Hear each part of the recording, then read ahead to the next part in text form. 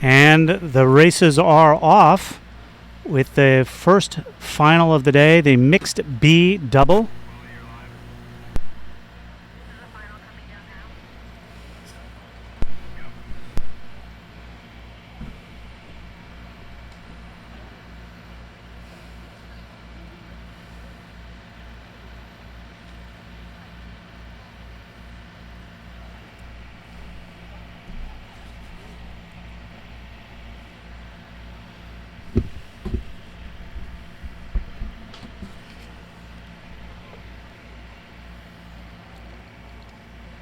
In lane 1, Texas Rowing Center. In lane 2, East Bay.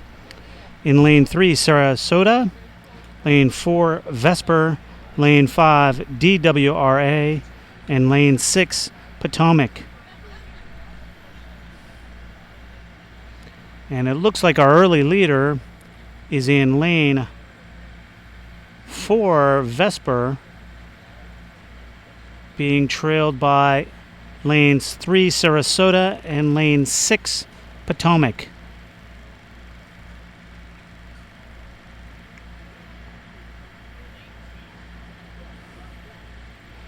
With lane 5 not far off the pace, that's DWRA. But it is, as they come through the 500-meter mark, it is Vesper by 3/4 of a length over the Sarasota County B. Potomac is not far off the pace, nor is DWRA.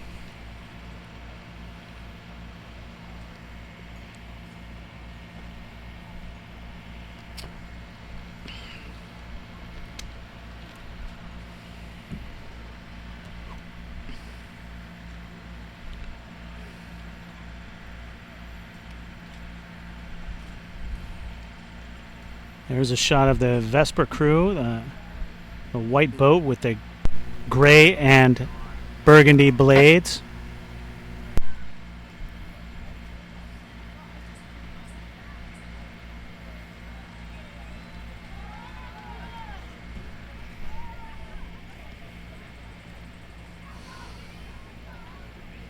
DWRA chasing them, but I think it's Vesper from wire to wire.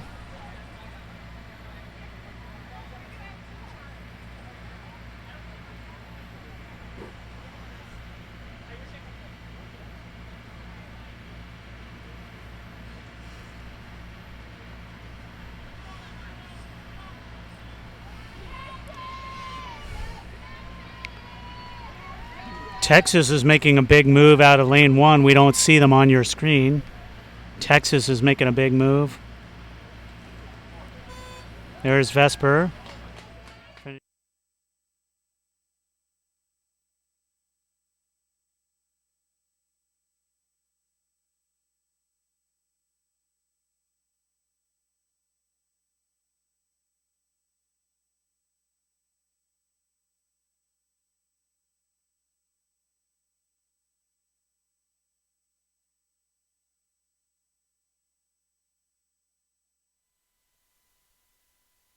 Now we're at the start of the men's D quad final at Maritime in lane 1, River Rowing in lane 2, Potomac in lane 3, University in lane 4, Cambridge in lane 5, and River Rowing A in lane 6. It's the mixed D quad final. On a personal note, one of the stroke of the Potomac crew in lane 3 was a high school classmate of mine, high school teammate of mine.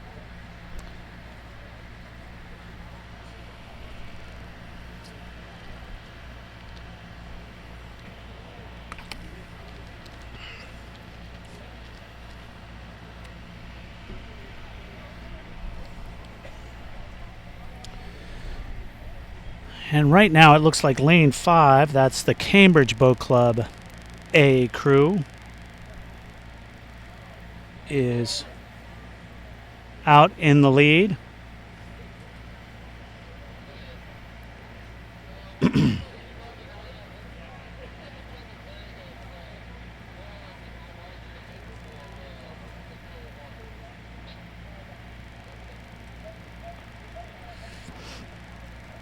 It does look like the Cambridge crew has broken open water on the field as they approach 500 meters. Now Cambridge is through the 500 meter mark with nobody else particularly in sight. But there's the Potomac crew just poking their bow into the picture. So they're about a little over a length back.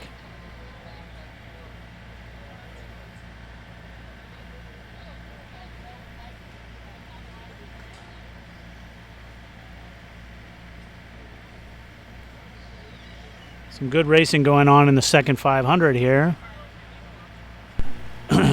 especially for second place.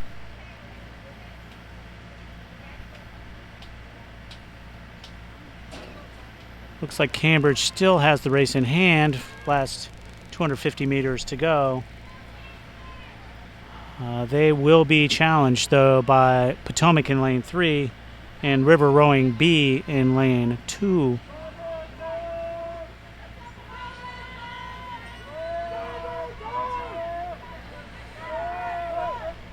But it looks like it's going to be a race for second. Looks like Cambridge has this race pretty much sewn up.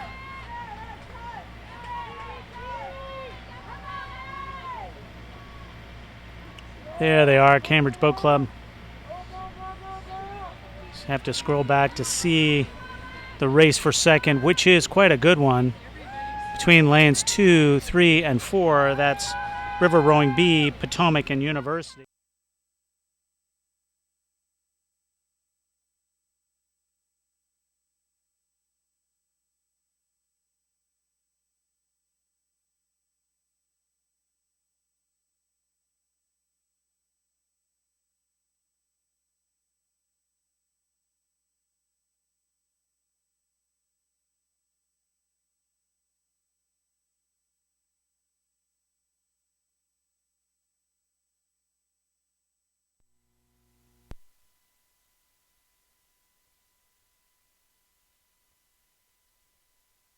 Next up is the mixed F quad final.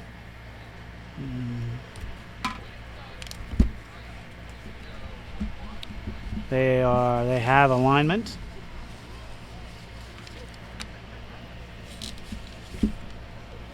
The F boats average between 60 and 64 years of age. They are going through the starting procedure as we speak. The flag is up, and they are off. In lane 1, the White Marsh Boat Club. Lane 2, Chinook. Lane 3, Texas Rowing Center. Lane 4, Narragansett. Lane 5, Treasure Coast. And lane 6, Minneapolis. Oop, they've stopped the race. They have stopped the race.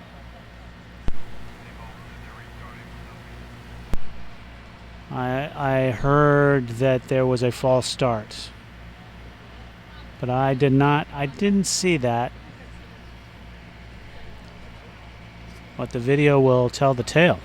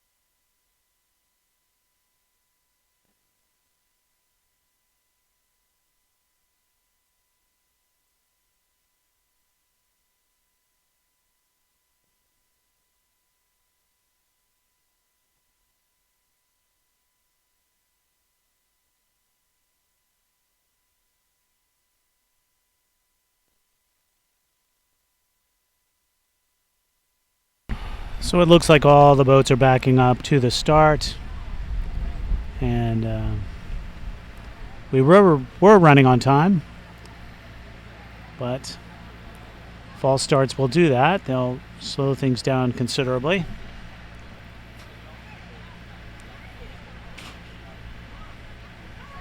I did not observe a false start, but doesn't mean one didn't happen.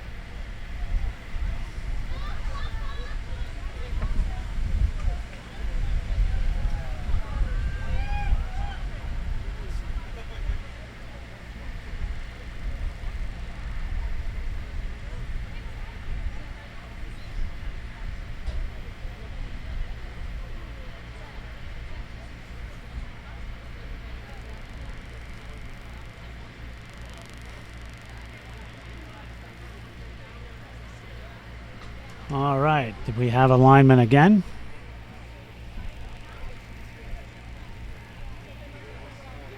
Given the lime green flag, and there's the start. And it looks clean.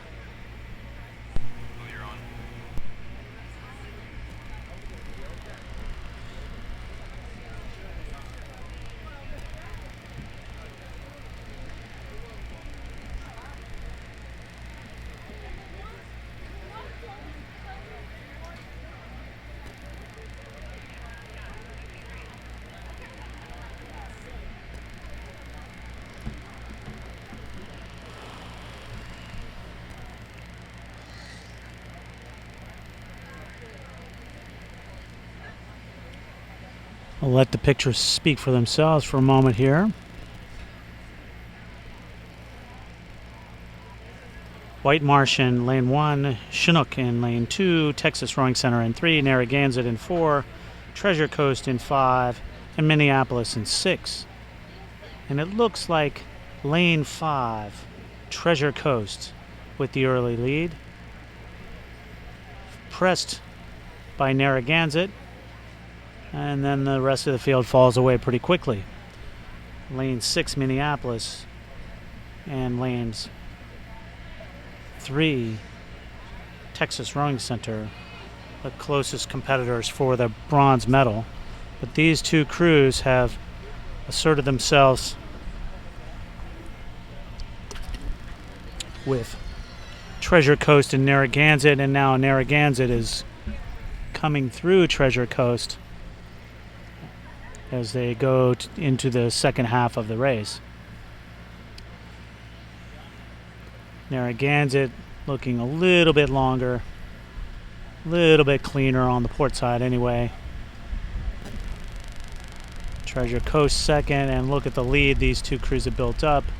And there's lane 3, Texas Rowing Center.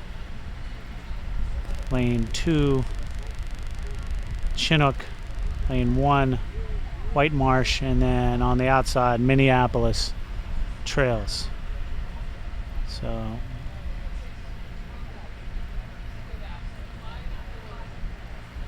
these rowers average age between 60 and 64. And it looks like Narragansett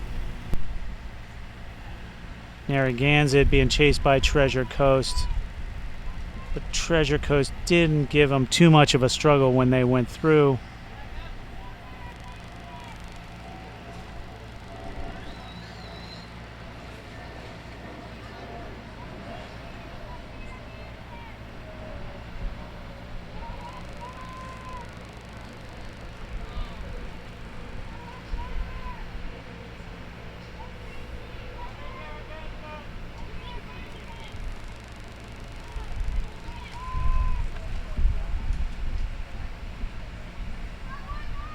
And now it's almost a little more than a length. So it is Narragansett then Treasure Coast.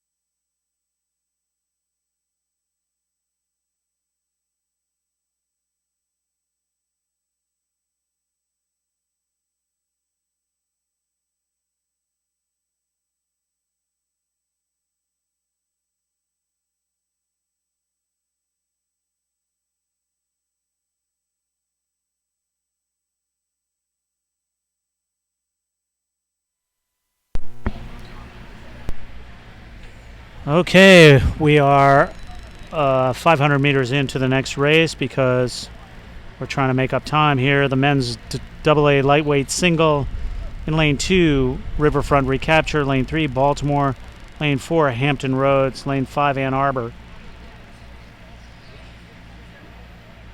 Looks like lane 4, Hampton Roads, is out front. Lane 2, Baltimore.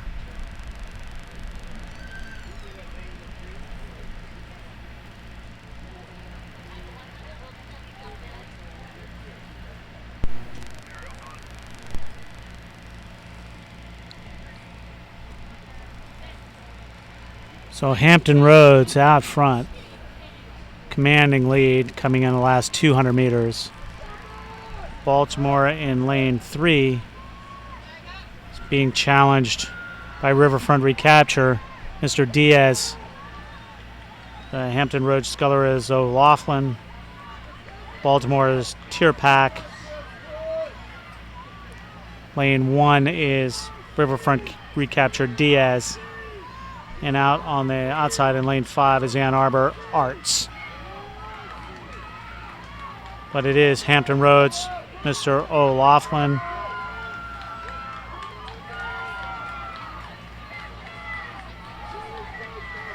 And Mr. Diaz in lane 2.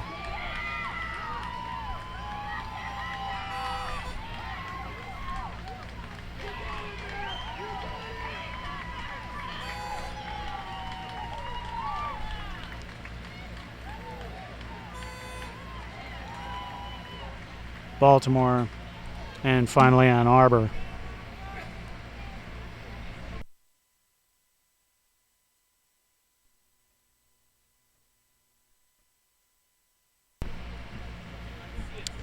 Next up, we have the men's lightweight A single final. In lane 1, the Palm Beach Rowing Club.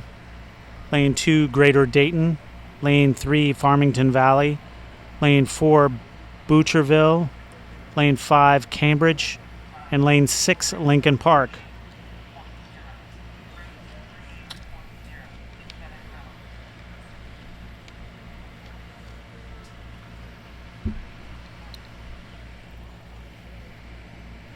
It looks like a good race coming out of the blocks.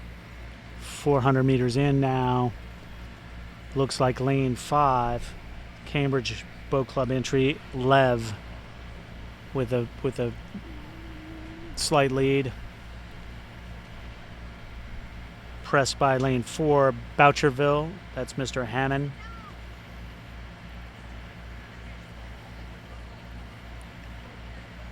And lane 3, Farmington Valley, McMahon. Then there are 3 boats basically dead even. Palm Beach entry, Farmington Valley, and Lincoln Park on the outside. So that is lane 2, Greater Dayton, that's pressing to second place. So it looks like lane 5, Cambridge, Lev, lane 4, Butcherville, Hammond, and then lane 2, Greater Dayton.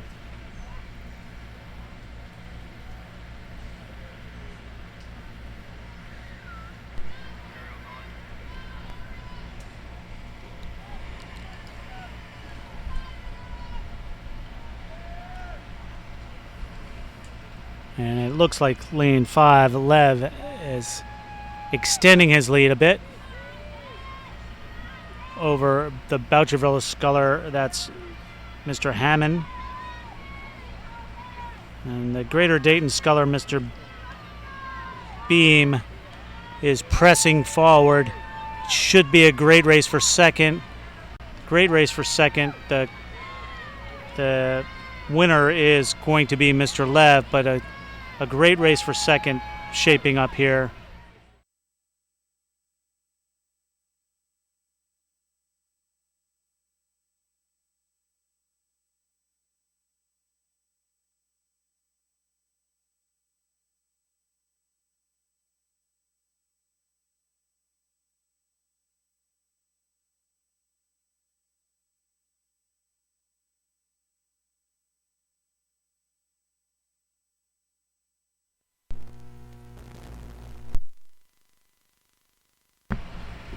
The Women's Open A4 with Coxon is next. In lane 1, CRI. In lane 2, Chinook. Lane 3, Capital. Lane 4, Lincoln Park Lincoln Park B. And then Lincoln Park A in lane 6. All the crews are off the line cleanly.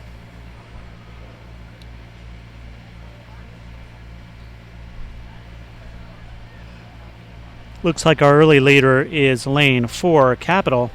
Capital has been doing quite well in the sweep events.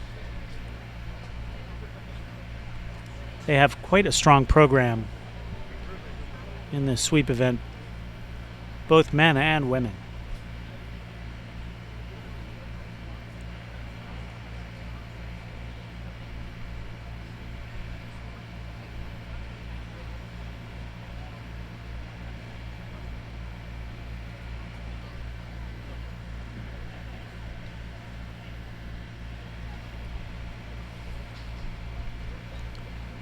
It is lane 4, Capital.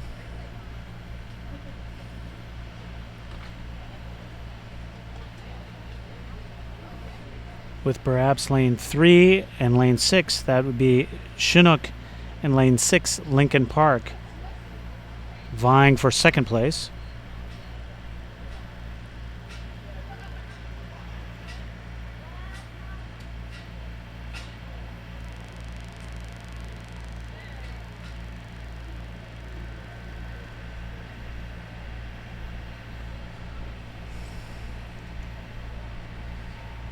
Lane 1, CRI, is right up there as well. So CRI, Chinook, and Lincoln Park all vying for those silver and bronze medals. But out front is Capital, out front comfortably.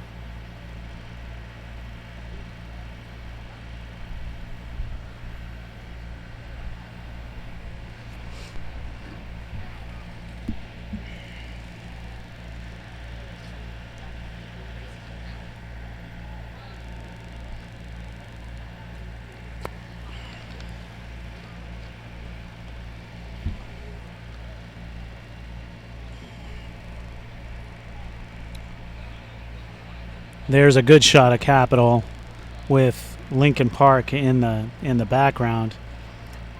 Capital leads by over a length, and Lincoln Park is even with several other crews. With Lincoln Park, that's their A crew, with Chinook and CRI. But Capital is taking this race away. Chinook looks like they're ahead of Lincoln Park, but CRI is really pressing them. So Capital for the win.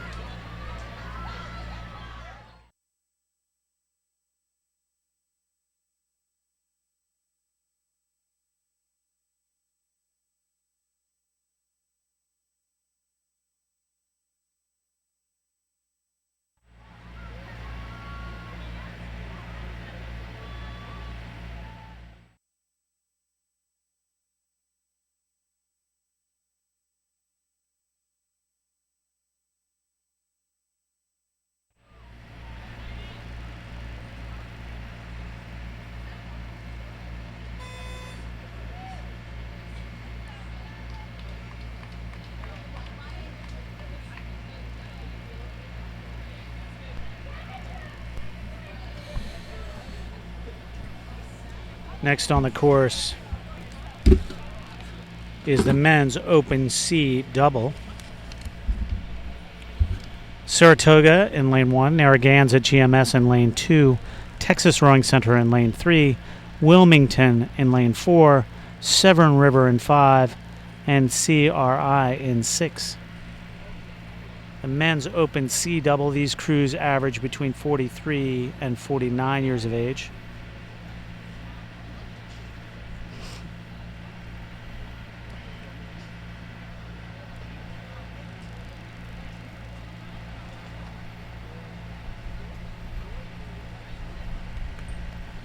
Good race, good race. Lanes 2, 3, 4, and 5 all right together, with 6 not far behind.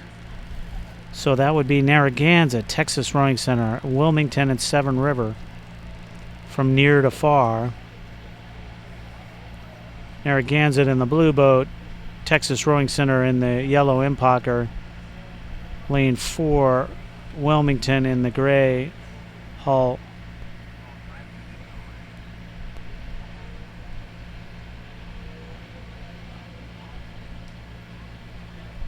Lanes 2, 3, 4, and 5, all very close.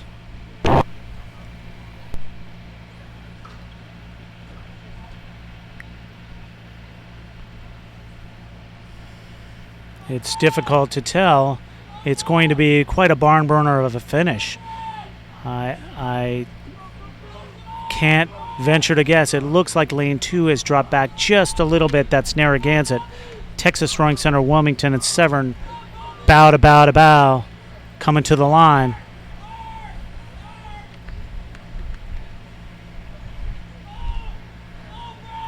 Wow, wow.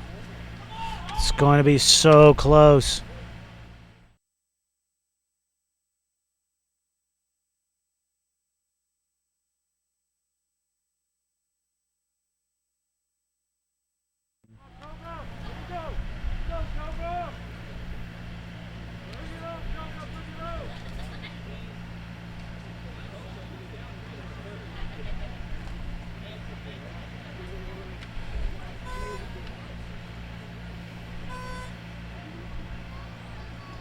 CRI was the last crew.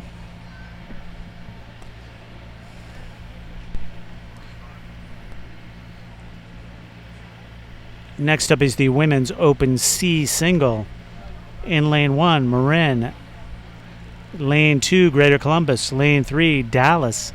Lane 4, Potomac. Lane 5, Leander. And lane 6, unaffiliated. We had one sculler stop. The Leander sculler stopped. And she had a great start, but now she's behind.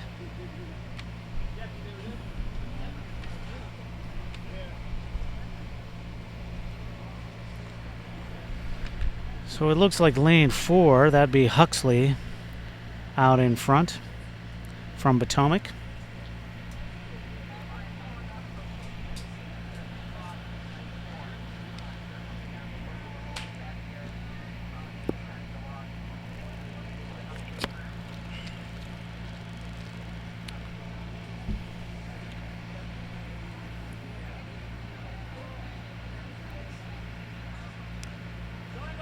It looks like Olwen Huxley has taken the lead and is rowing away from the field.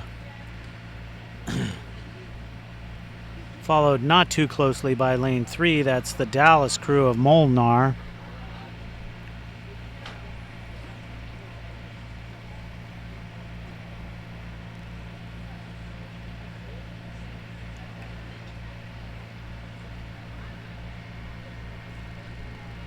And lane 2, that's the Greater Columbus, is Bullock.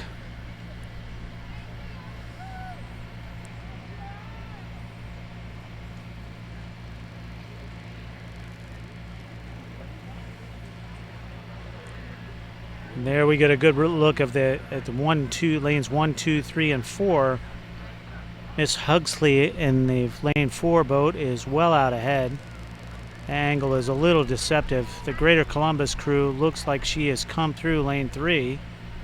Lane 3 looks like she's having a little bit of trouble there. That's the Dallas crew from Molnar. Her name is Molnar. So I would say Olwen Huxley in lane 4 from Potomac. He's in the first place position as we come down the course. And there she is in the foreground there, the red shirt. And the far crew is the unaffiliated crew Hathaway.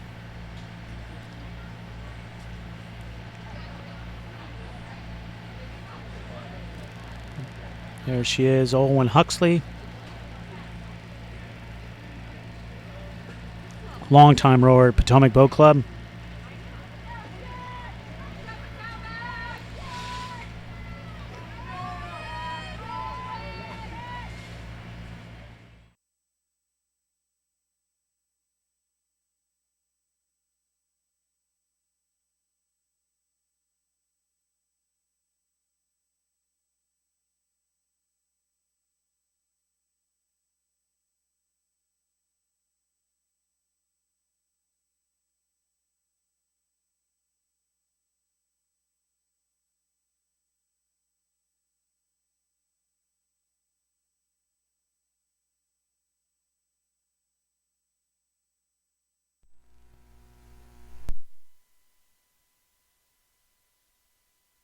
Next up is the men's open double, E double. Lane 1, Oklahoma City River Sport. Lane 2, Texas Rowing Center. Lane 3, Upper Valley. Lane 4, Minneapolis. Lane 5, Baltimore. And Lane 6, Texas Rowing Center. This is the E category. These guys average 55 to 59 years old.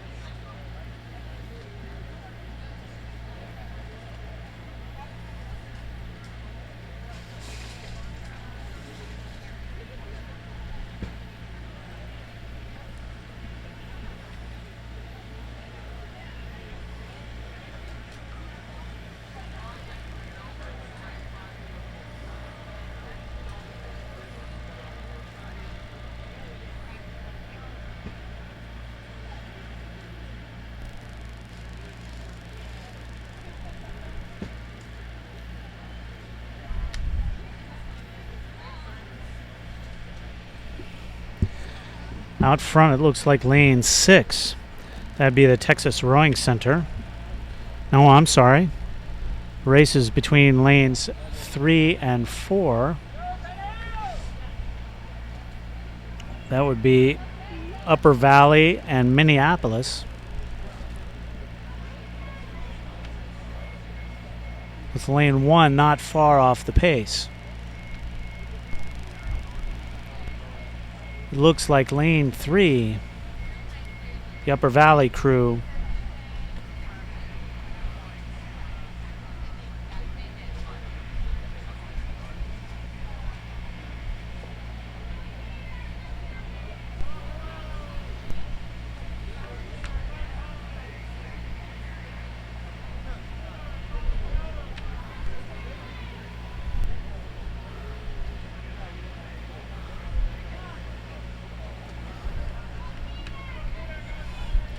And it's a great race between lanes 3 and 4. That's Upper Valley and Minneapolis, with Upper Valley getting the upper hand in the last couple of strokes here. And then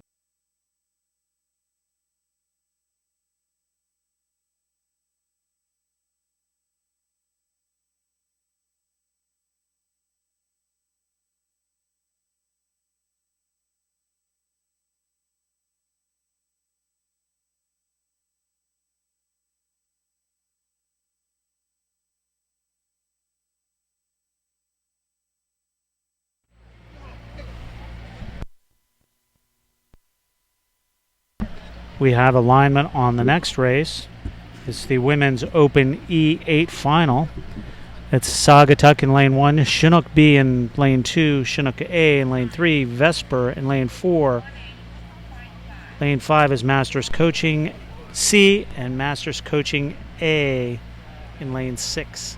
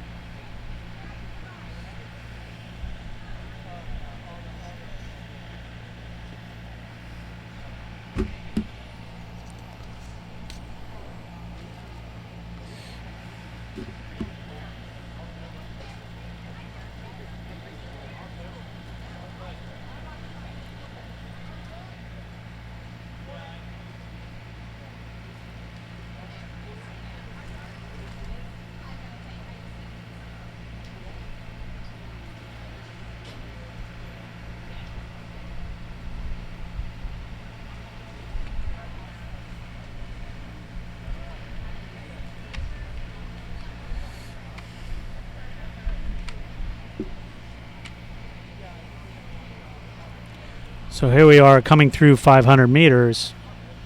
It is lane 3 and lane 4. That is Chinook A and Vesper A.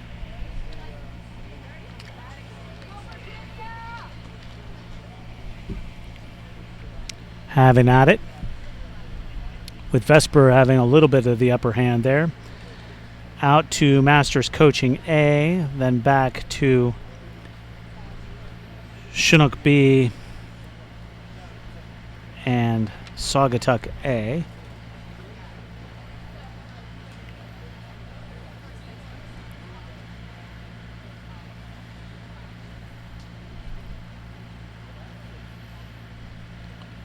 Good race up front between Chinook A and Vesper A.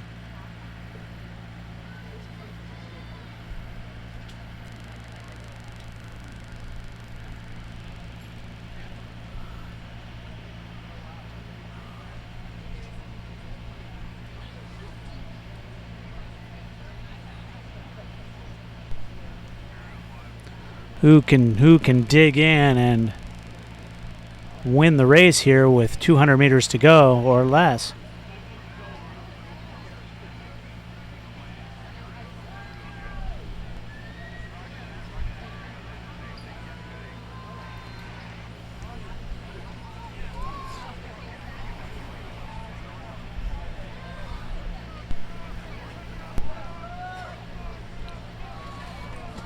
Really close, really close. Oh, missed stroke.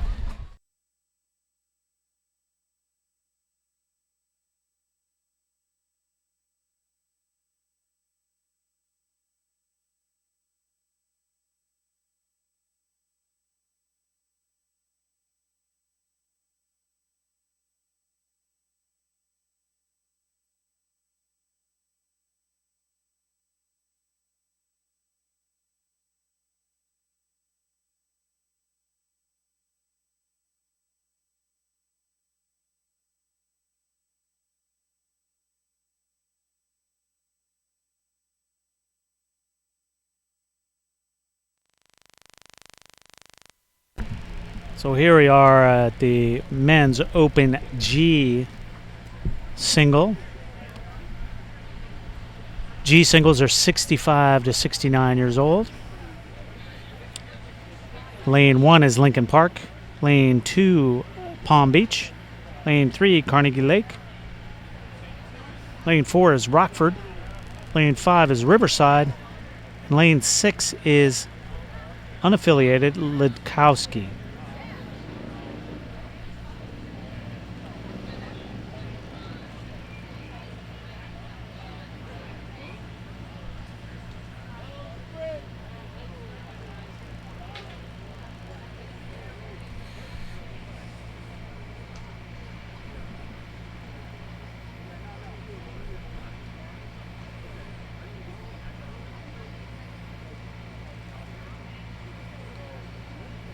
As we approach 500 meters, looks like the crew in lane 4, that'd be Anderson from Rockford, with about 3/4 of a length lead over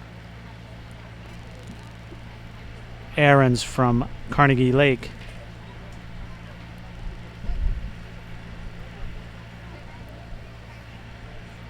We're through 500.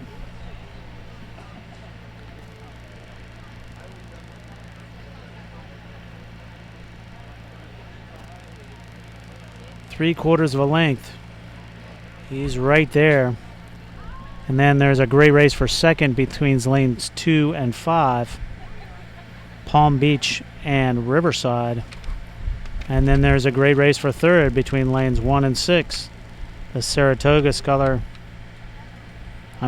Lincoln Park Sculler Conway and the unaffiliated Sculler Litkowski.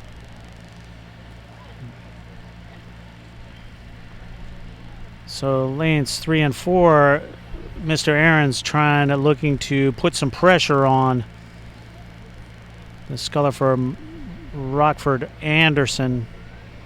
Just trying to put the hurt on him a little bit, see if he'll crack. So far, he looks pretty solid.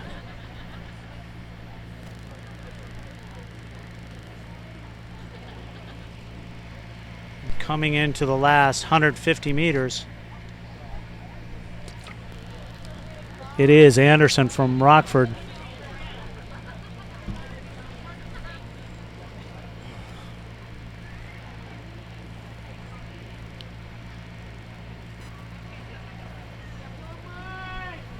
And he is able to hold off the charge from Carnegie Lake, Mr. Ahrens.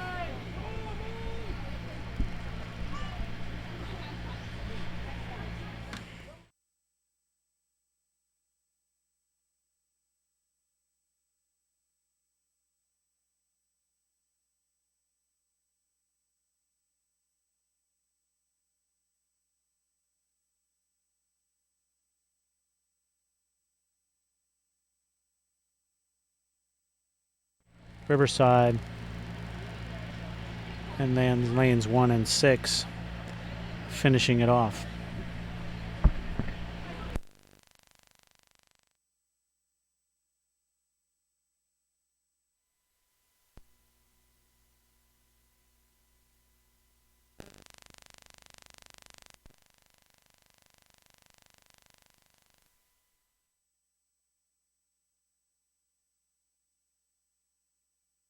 Next up on the course is the women's lightweight D4 final.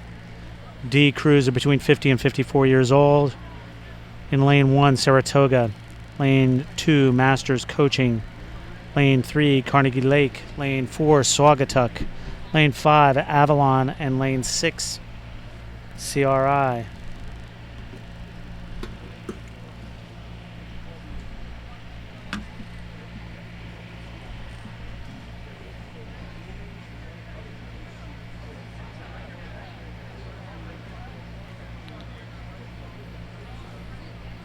Looks like there's some pretty good speed out of lane 3 and lane 6. So lane 3, that would be Carnegie Lake. And lane 6, that would be CRI. With lane 2 not very far back. That's Masters Coaching.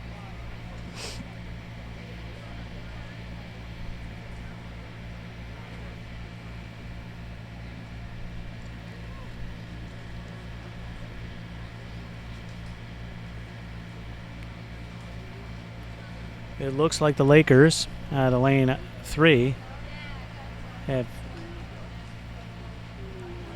gone through CRI for the lead by about 3/4 of a length.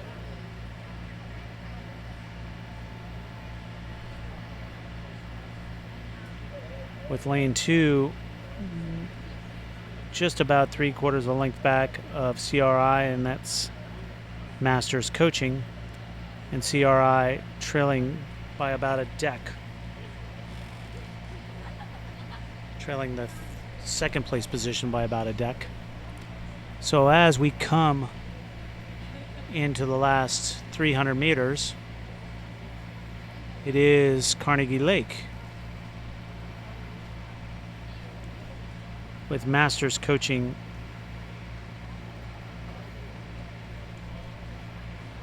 pressing, but not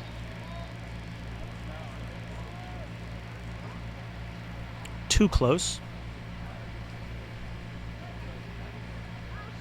Saugatuck in the foreground there of your picture.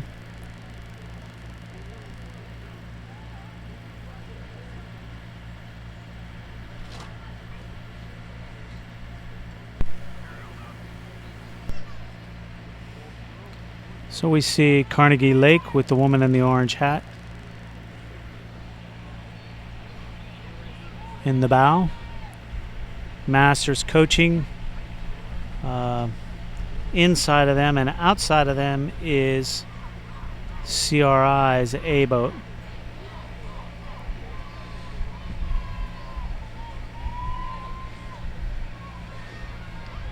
It will be a closer finish than it was at the 500. I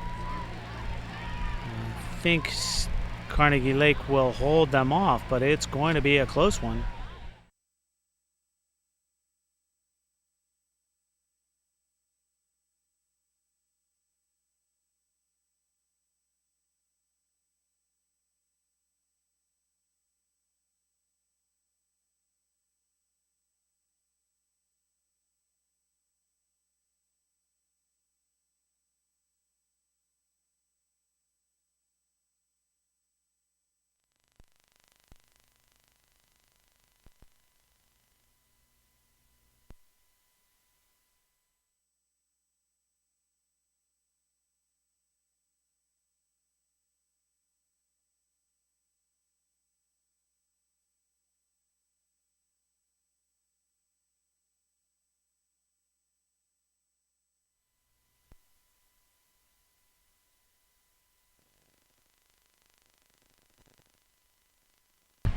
Next up is the men's club G through J 4 width.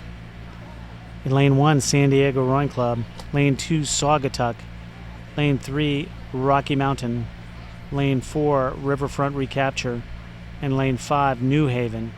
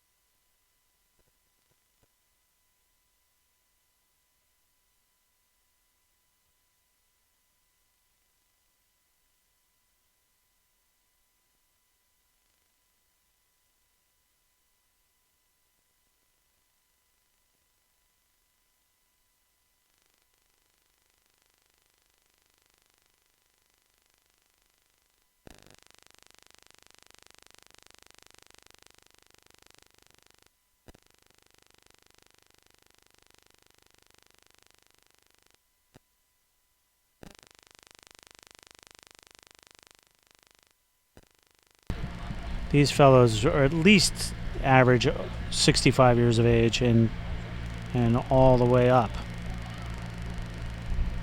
into the 80s.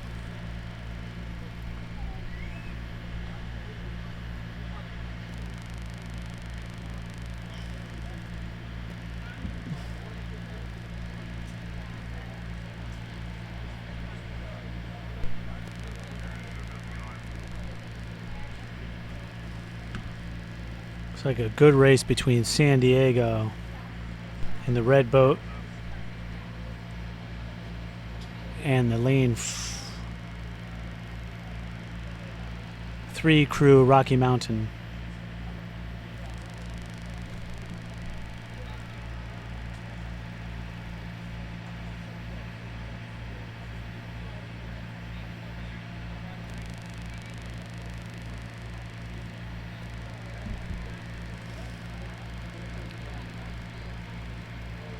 Looks like the Rocky Mountaineers are able to hold off the San Diego crew.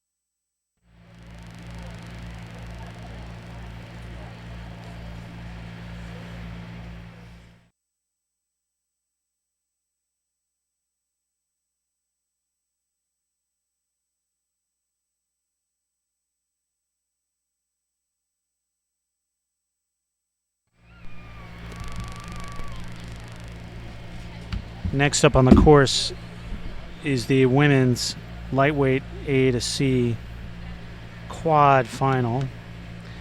In lane 1, San Diego. Lane 2, Chinook A.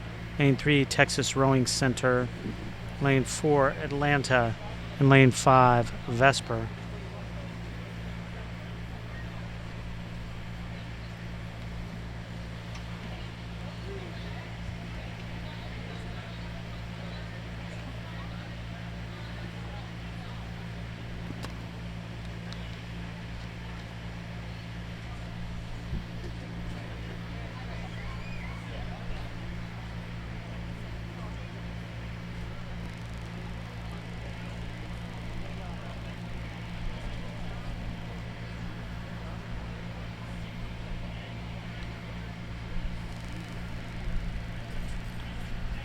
Good race developing between lanes 3, 4, and 5. That is Texas, Atlanta, and Vesper. Vesper having a slight edge, but Texas and Atlanta certainly within striking distance. By striking distance, I mean within a deck. These three crews are all within a deck of each other.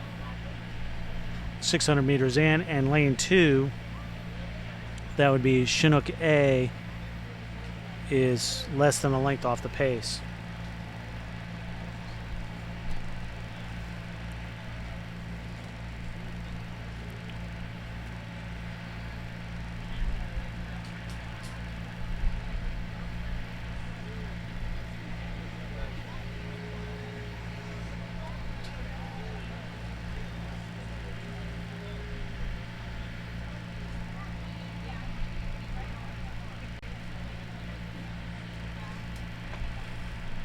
Still a great race. Anybody's call for first here.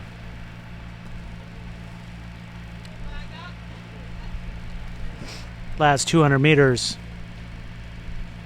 All the crews are coming up now, increasing their rate of striking, driving to the finish line.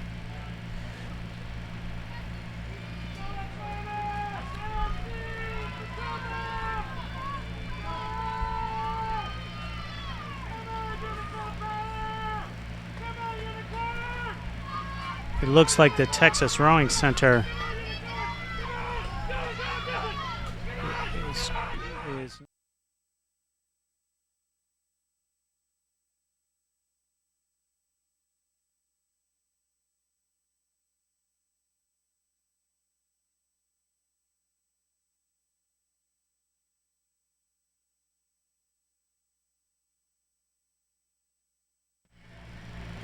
and finally San Diego.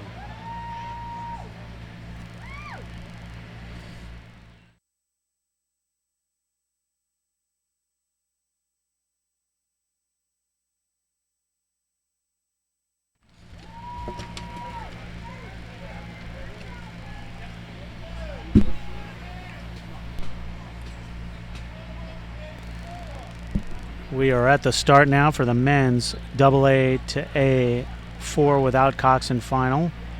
Riverfront Recapture is in A. Fairmount, in lane 1. Fairmount is in lane 2. Baltimore is 3.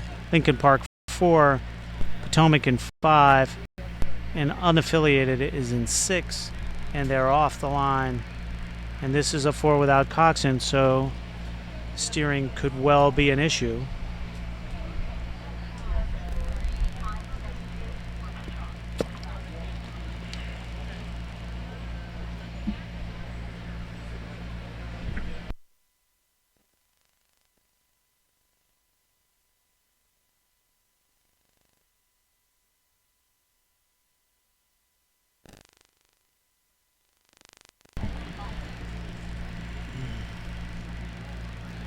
It looks like lane 1 has fallen off the pace a bit, but everybody else is still in contention.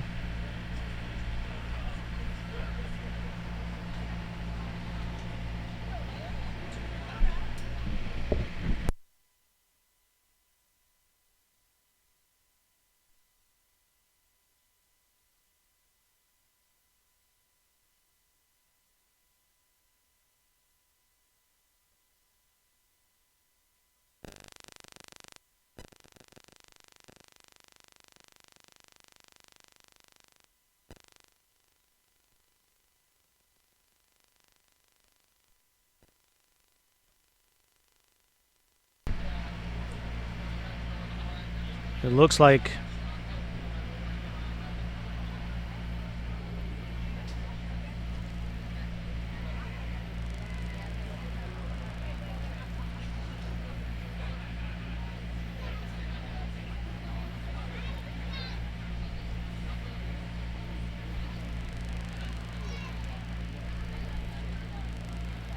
Baltimore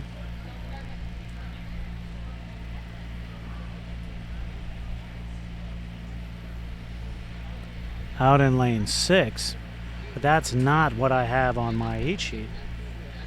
It's unaffiliated out in lane 6. There's Baltimore in lane 3.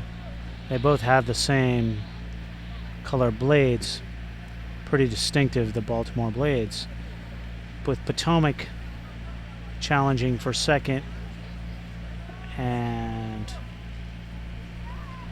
Lincoln Park pressing on Potomac. The unaffiliated crew pressing hard to the line.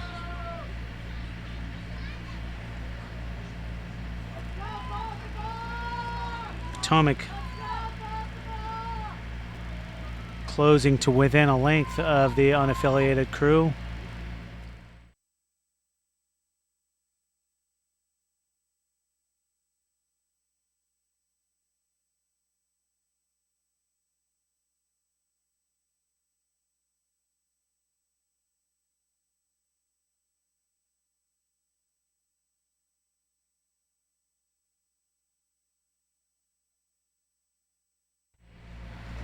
And finally, Riverfront recapture.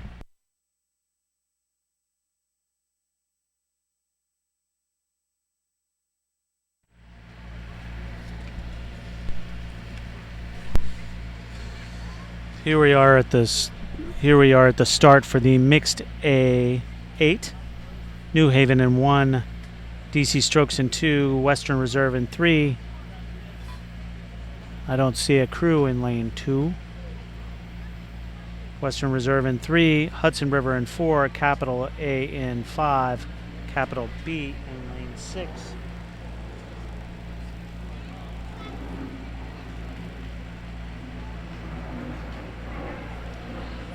The aligner's flag is up. If you look on the far right of your screen, you see the lime green flag.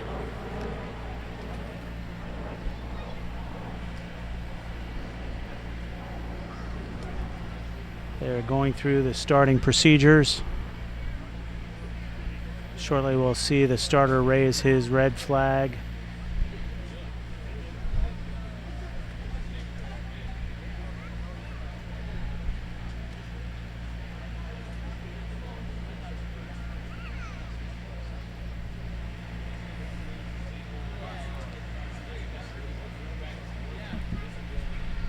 We've got a minute to go before the scheduled start time.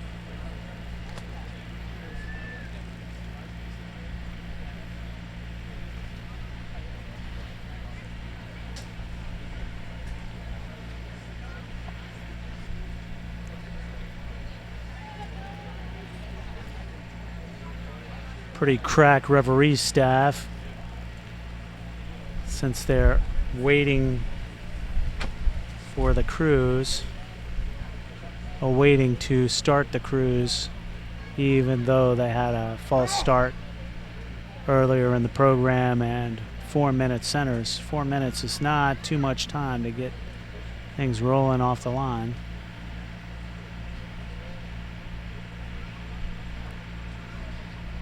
And we have a start.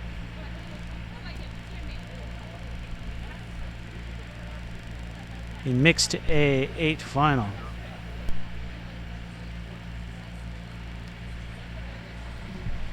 Capital has been quite strong in all the sweep events, both men's and women's. They've got an A and a B crew in this race.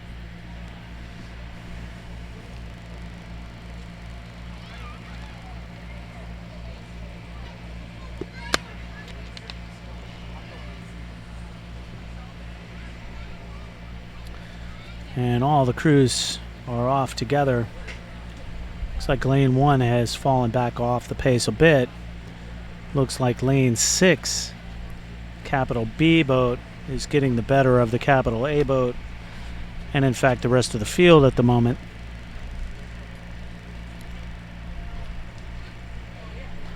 Five crews in the race. DC Strokes crew scheduled in lane 1 is not competing, did not start.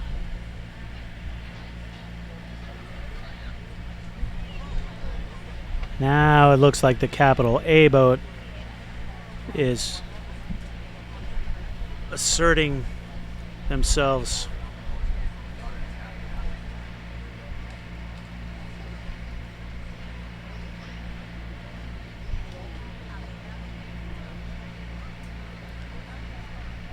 I believe the the DC Strokes crew that is missing had some equipment problems and therefore did not make their scheduled race time.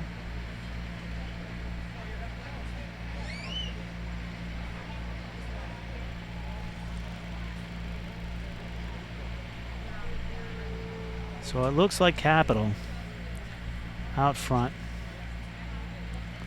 Capital B right with them.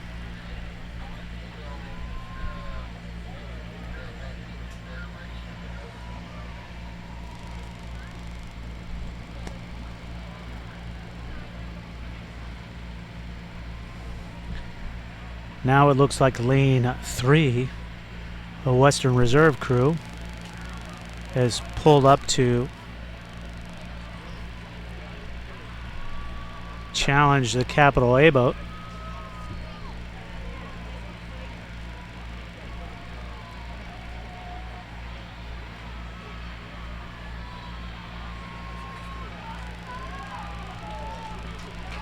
But it looks like lane 1, New Haven, will also give them a go. It's a good race coming to the line. Capital A, New Haven.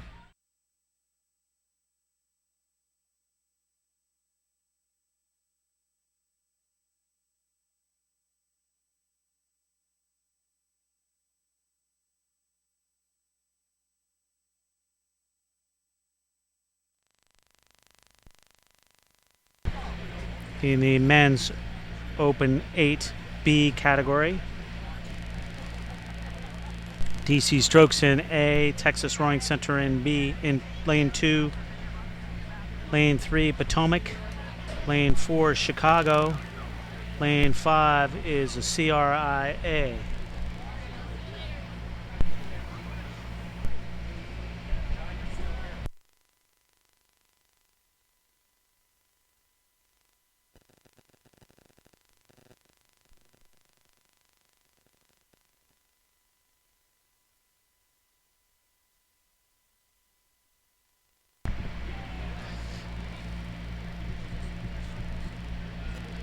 Pretty good race developing here between lanes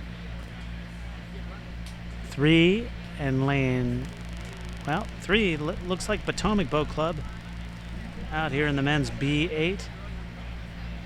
has taken the lead, with the Texas Rowing Center vying with CRI for second, and Chicago Rowing Union and DC Strokes vying for the fourth place position, although it looks now like DC Strokes is pulling up and through both Chicago Rowing Union and CRI, if not the Texas Rowing Center.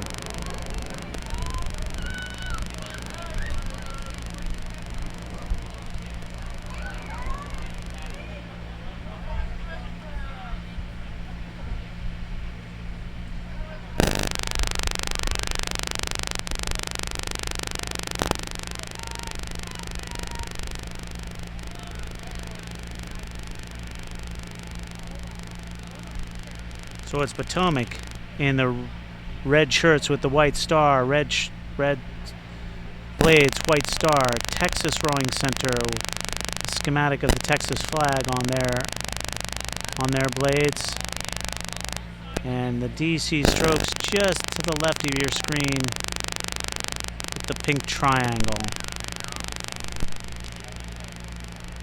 Good race coming to the line. Looks like Potomac has it. Second place still hotly contested between DC Strokes and Texas Rowing Center, with CRI on the outside and the Chicago Rowing Union in lane 4.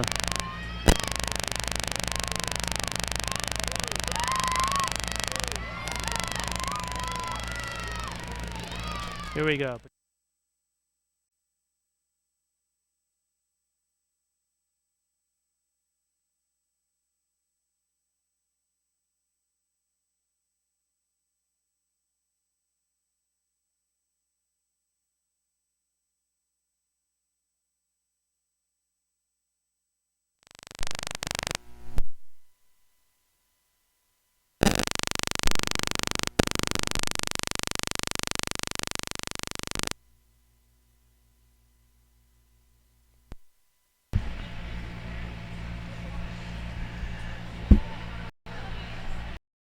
Women's Open 8 is next up.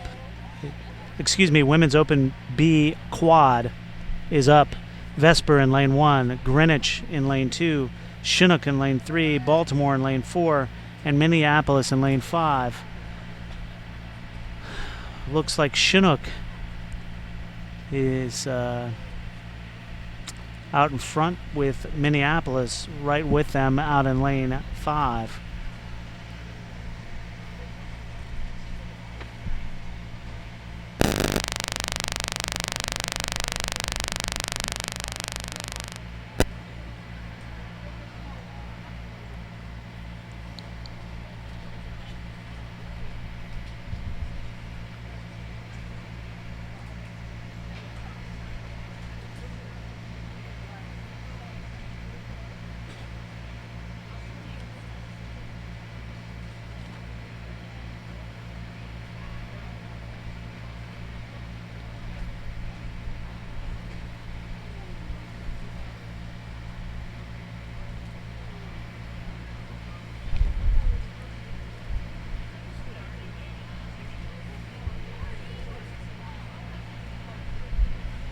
Chinook out front with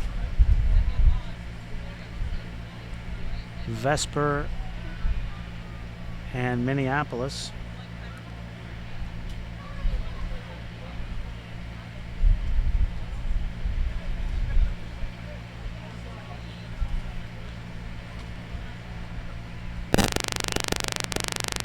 Vesper crew is pressing, but I don't think they'll be able to catch them. 400 meters to go.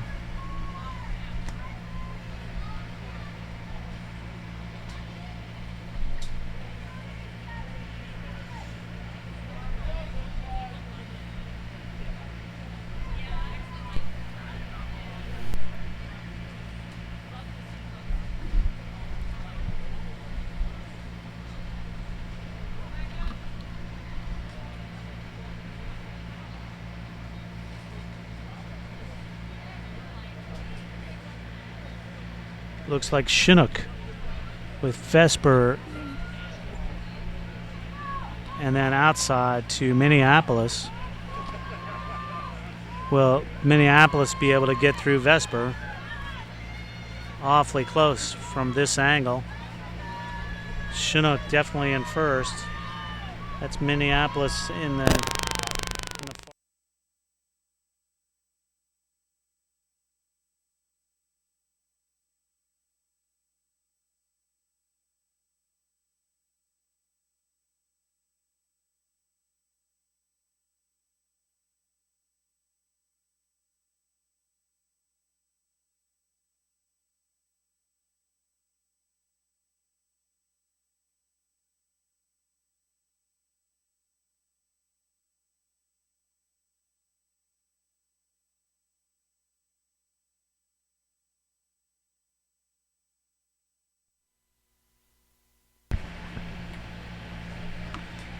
Next up is the men's D4. Lane 1 is Potomac. Lane 2 is Riverfront Recapture. Lane 3 is Palm Beach. Lane 4 is Capital. Lane 5 is East Arm A. And lane 6 is the Three Rivers Rowing Club.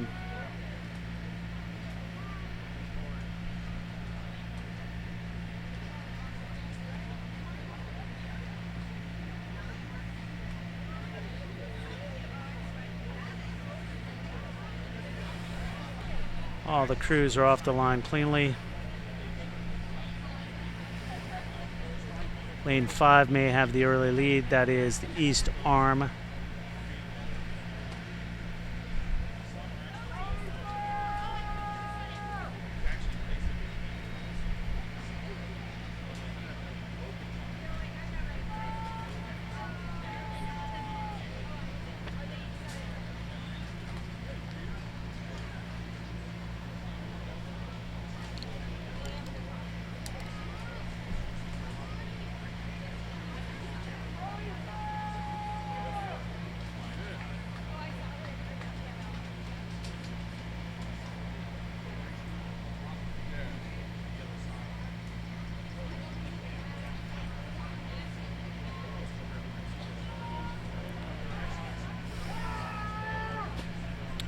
So coming up to through the 500 where the camera goes perpendicular to the course, it is East Arm with lane 3 Palm Beach in second, quite close.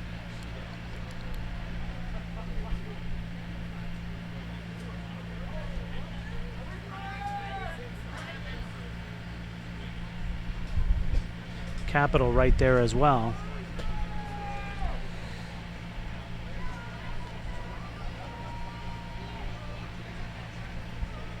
Now it looks like Palm Beach has made a move and asserted themselves up into the front of the pack. Capital and East Arm not far behind.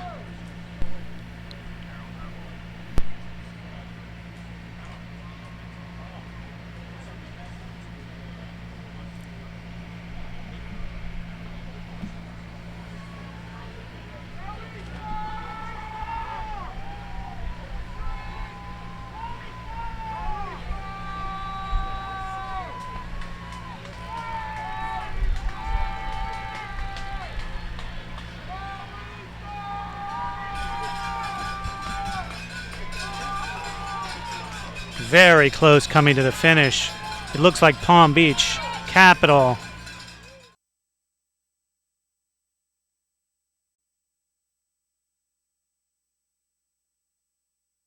East Arm.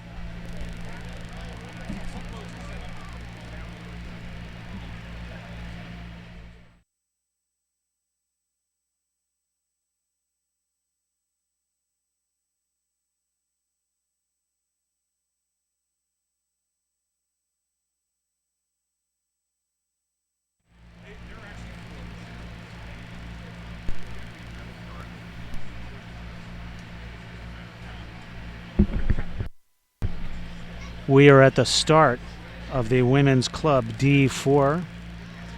Lane 1, Rock Creek. Lane 2, Genesee. Lane 3, Carnegie Lake. Lane 4, East Arm. Lane 5, Baltimore. And Lane 6, CRI.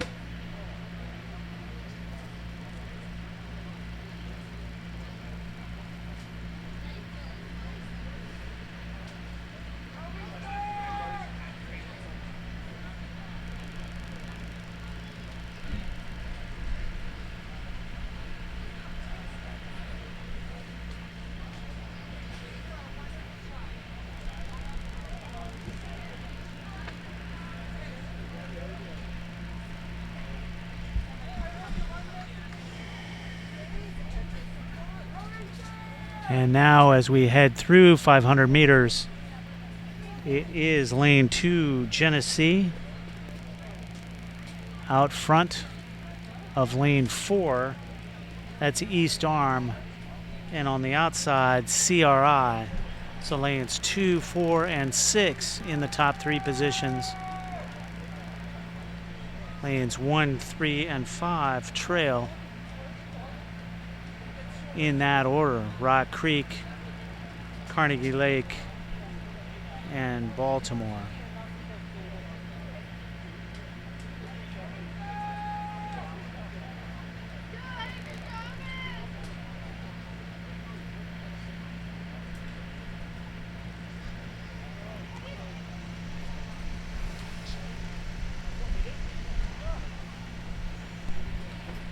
So out front is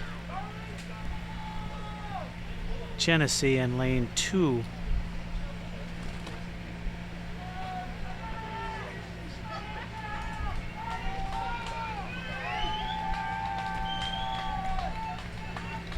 Pretty good tailwind.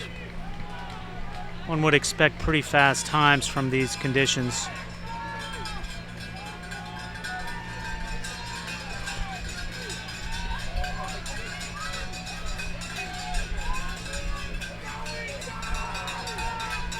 It's a battle between East Arm and Genesee, and I believe, if I had to guess at the moment, I would say East Arm is just a little bit ahead.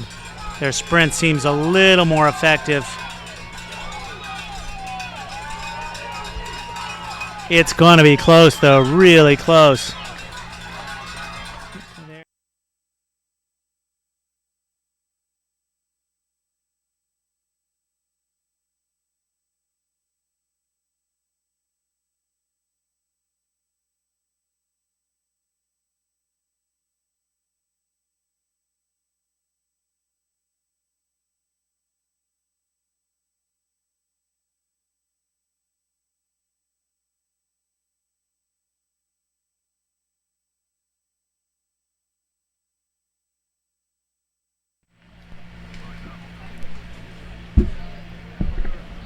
Next up on the course is the men's open F4 final. The F crews are between 60 and 64 years of age. In lane 1, Riverfront Recapture. Lane 2, Wyandotte. Lane 3, New Haven. Lane 4, Minneapolis. Lane 5, San Diego Rowing Club. Lane 6, Palm Beach.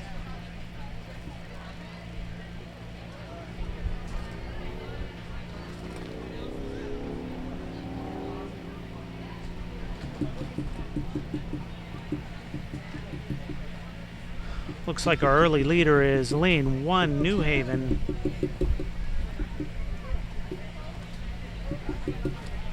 In the bow of the New Haven crew is one of the ex-presidents of the United States of USRowing, Dave Vogel, who used to be was the longtime Yale coach.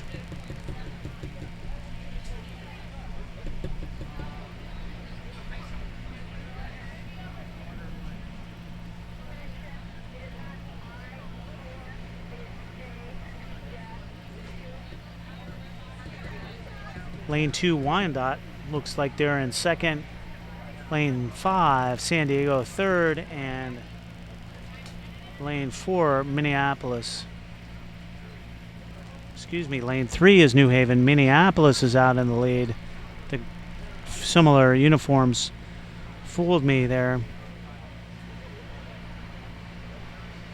Lane 4.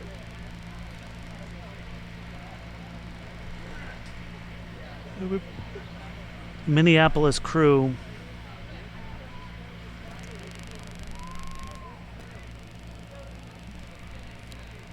Out front.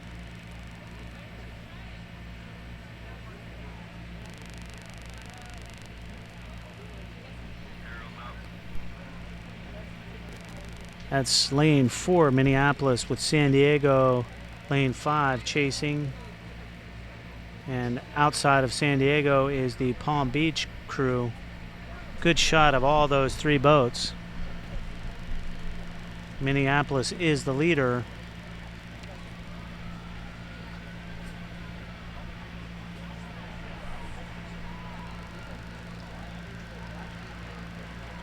New Haven making a big push in lane 2 to come up to terms with San Diego, and they're through San Diego. But that is Minneapolis, now New Haven, and now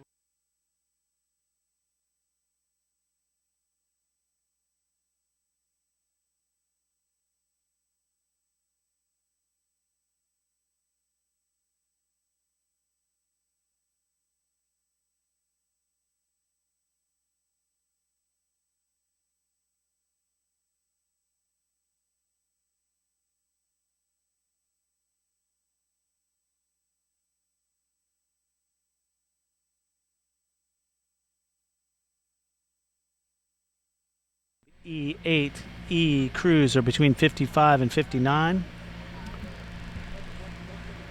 In lane 1, Three Rivers, Pittsburgh, Pennsylvania. Lane 2, Minneapolis.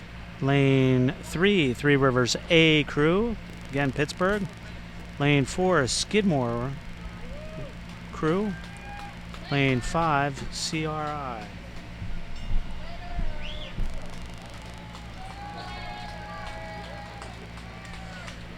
All the crews are backed into the stake platforms. 5 boats in this race. A liner's flag is up.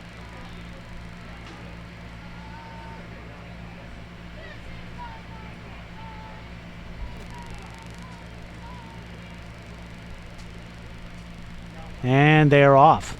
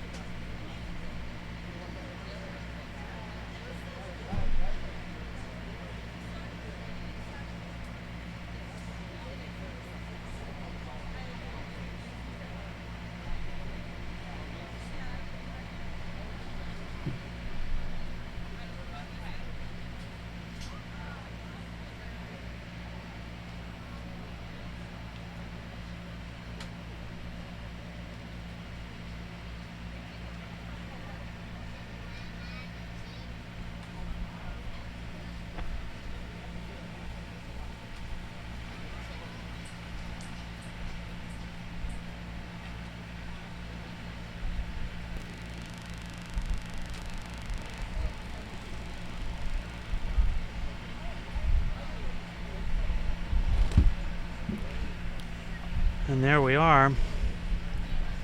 It looks like lane 5, CRI, out ahead of lane 4. That would be Skidmore. And then lane 1, Three Rivers.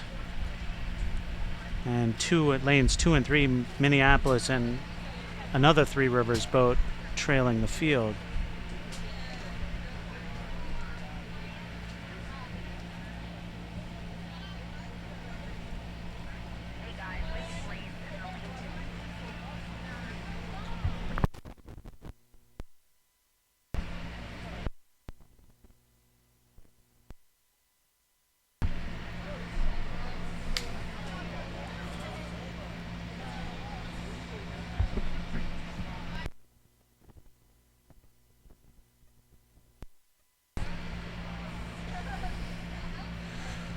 So here we go to the finish line. All 5 boats within striking distance of each other, but I believe it's lane 5, with lane 1 not far off.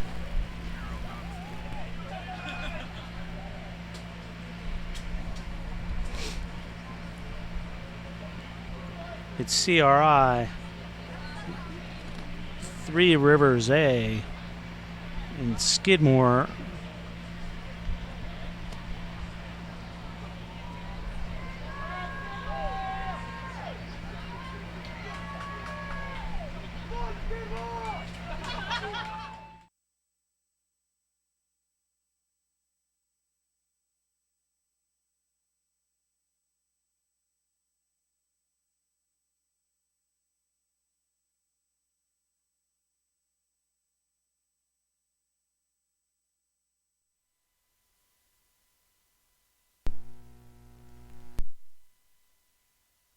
At the start, we have the women's F through J Club 8s. In lane 1, San Diego. Lane 2, Saugatuck. Lane 3, Maritime. Lane 4, Vesper. Lane 5, Syracuse Chargers. Lane 6, Chester River.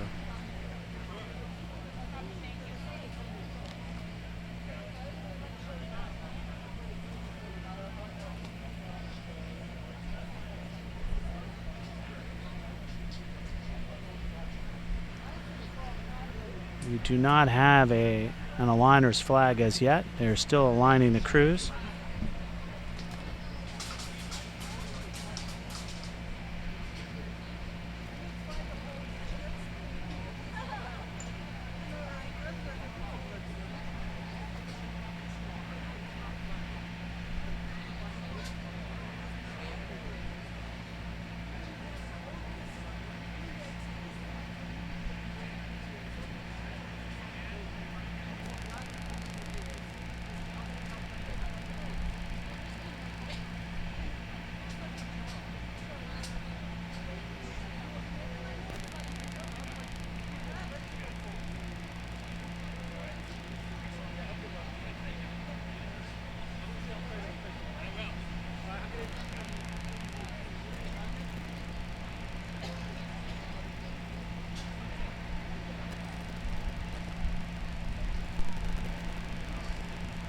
They're off the line now.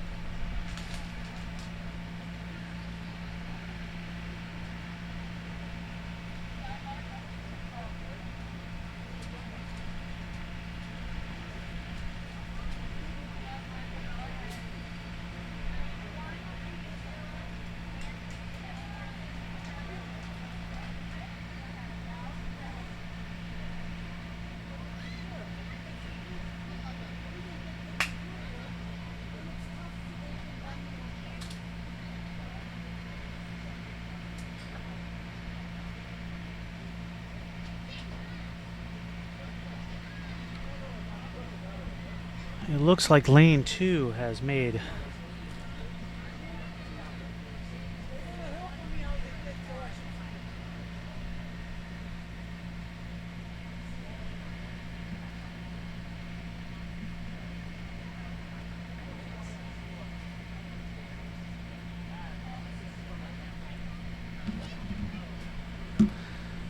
move to get out front. That would be Saugatuck being chased by San Diego Rowing Club. And then out to lanes 5 and 6. That would be the Syracuse Chargers and the Chester River A crew.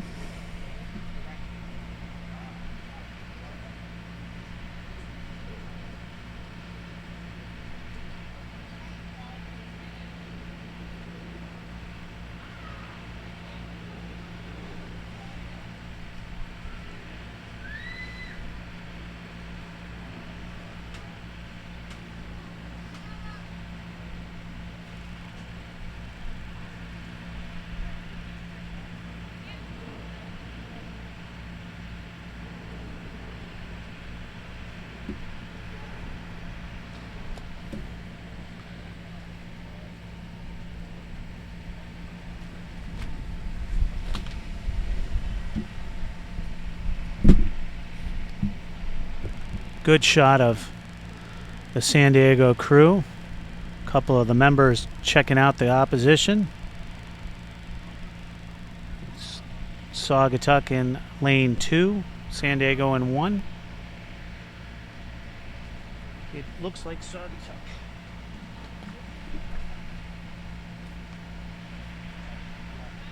Saugatuck at the lead. San Diego giving chase. And then outside to Syracuse Chargers and the Chester River crew having their own race out in the upper lanes.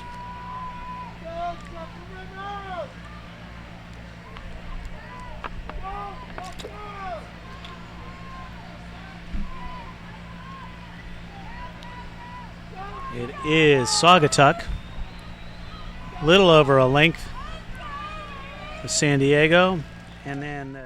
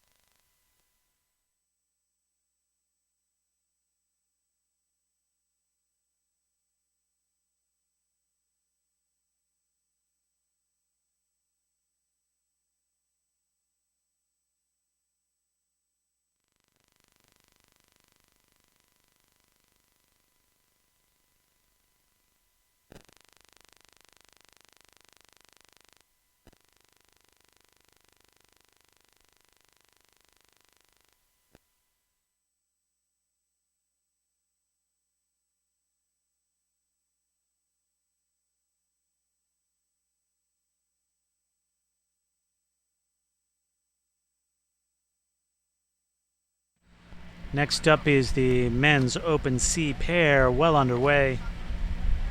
In lane 1, unaffiliated. Lane 2, Lincoln Park. Lane 3, Minneapolis. Lane 4, CRI. Lane 5, Virginia. Lane 6, San Diego.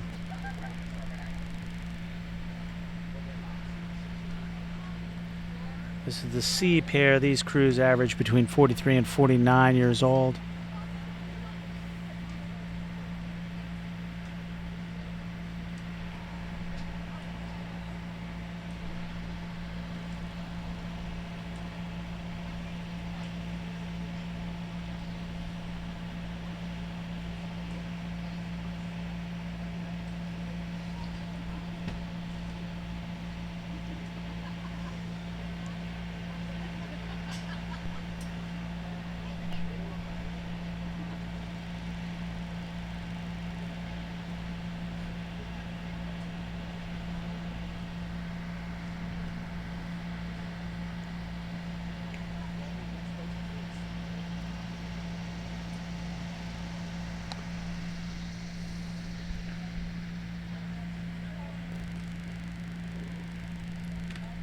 It looks like lane 4 is leading to the line. That would be the CRI crew of Watts and Dutt.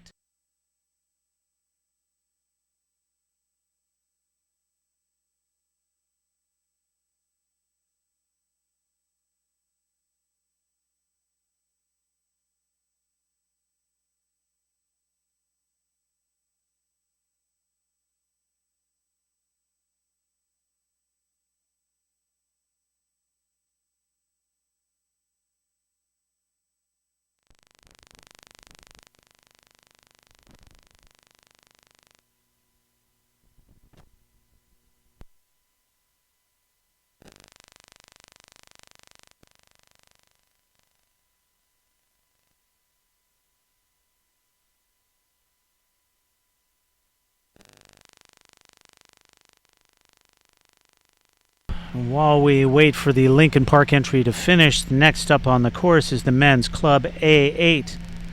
Potomac in lane 1, DC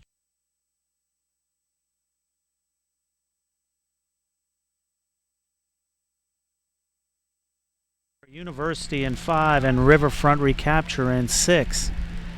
So all these men's Club 8s, and here we go. We're 400 meters in. Looks like Potomac has managed to be Potomac in lane 1 in the foreground. You just see their bow now, but as the camera pans around, the angle will favor them mightily. They are about 2 seats down of the outside crew. That's Riverfront Recapture. Excuse me, that's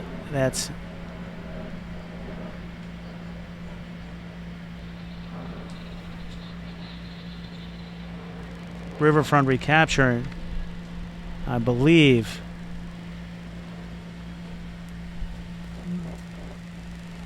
I can't make out if it's a 5 or a 6. It could be University. I think it is University.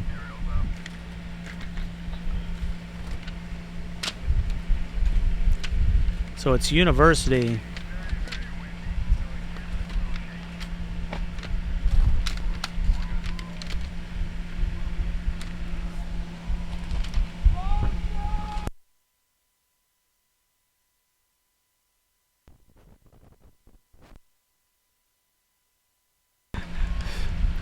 And coming to the line.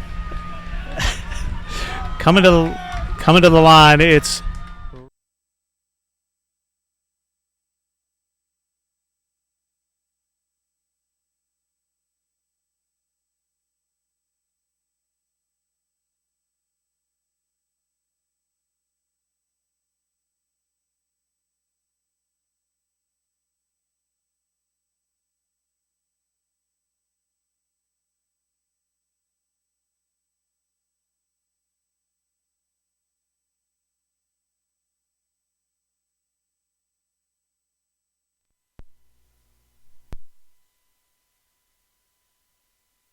Three crews in the next race. It's the men's Club B8, a final only. Chicago Rowing Union in lane 2, Riverside in lane 3, and San Diego Rowing Club in lane 4.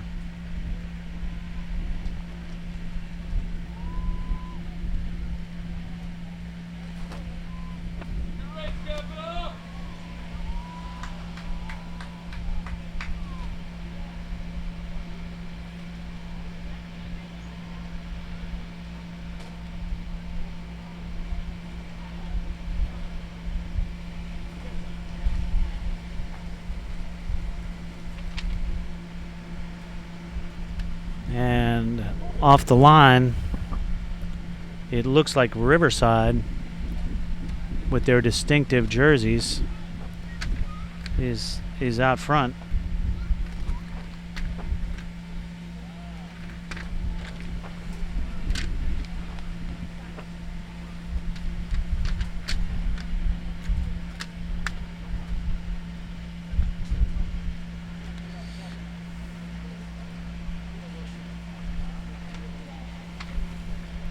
Then San Diego.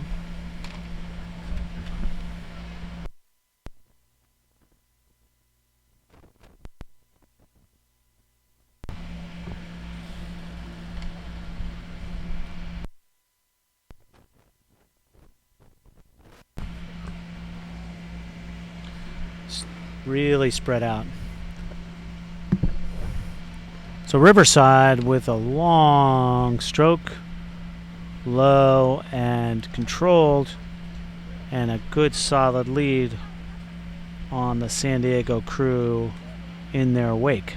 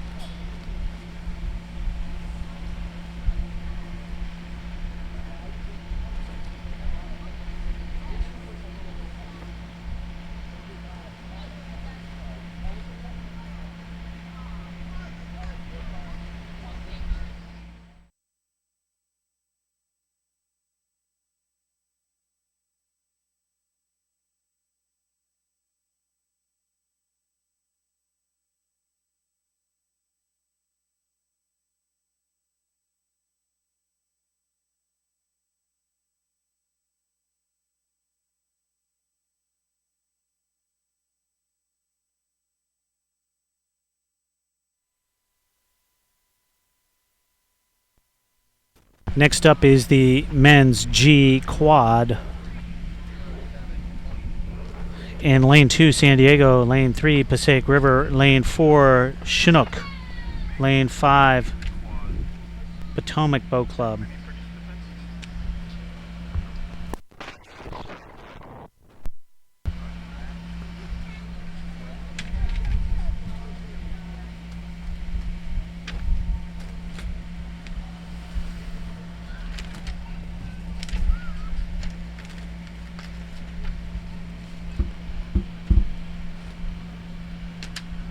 We have alignment.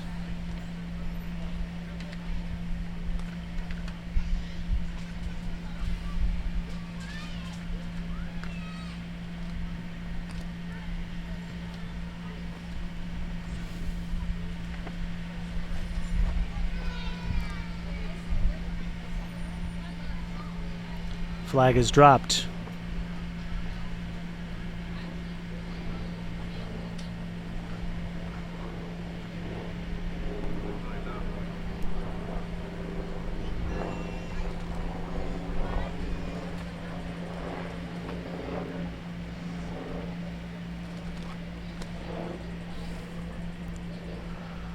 Ooh, a little steering issue out in lane 5 and lane 6.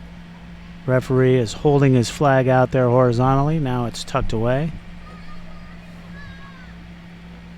These quads test one's boatmanship as well as one's fitness. They're fast boats if you get them going straight.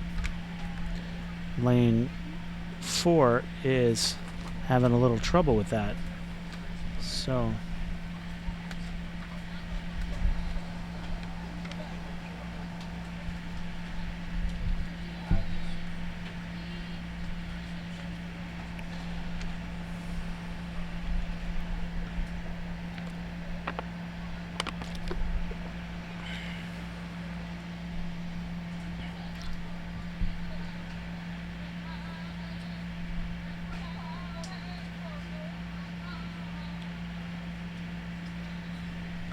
looks like lane 5, Potomac, with a comfortable lead, followed by Passaic River, lane 3,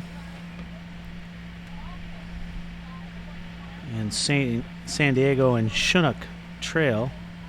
Chinook would be closer to the leaders if they had managed to steer a straight course early in the race.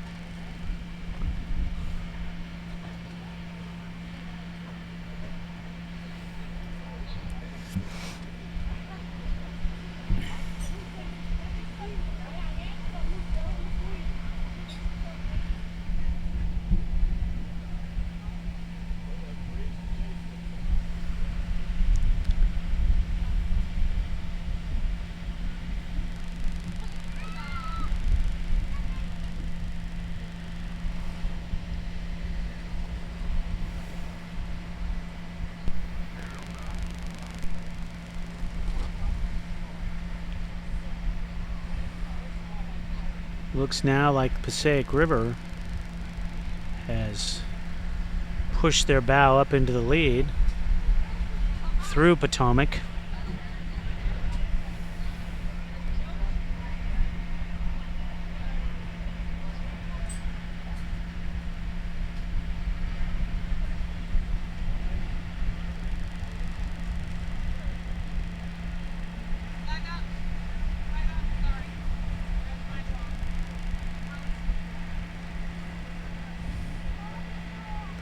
Passaic.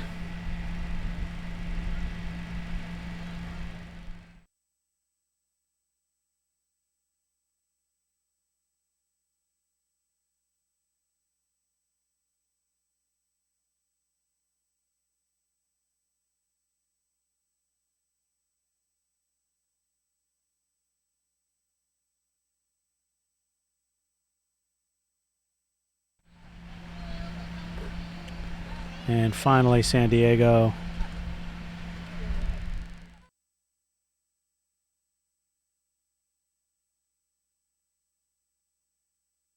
Next up is the mixed H quad. H is average age between 70 and 74.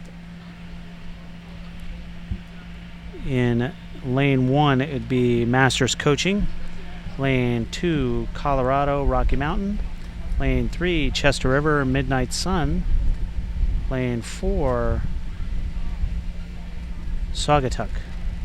Excuse me, Lane 2, Masters Coaching. Lane 3, Colorado Rowing Rocky Mountain.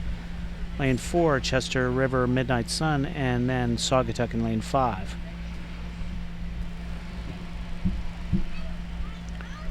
We have some steering issues going on. You can see the referee giving some direction to some of the crews.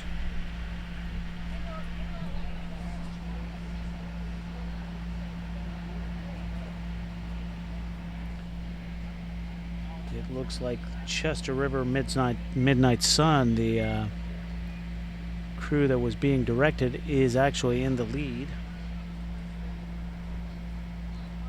Once they get further out into the lead, they won't have to worry about their steering. They can go wherever they like.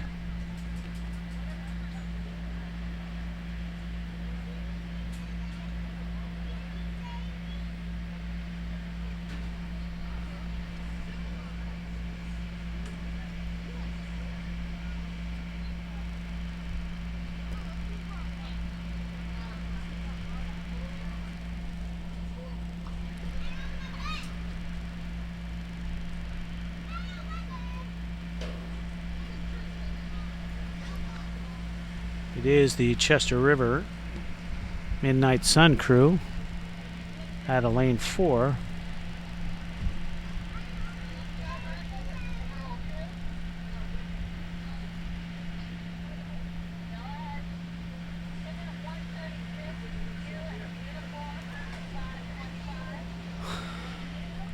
Then Colorado,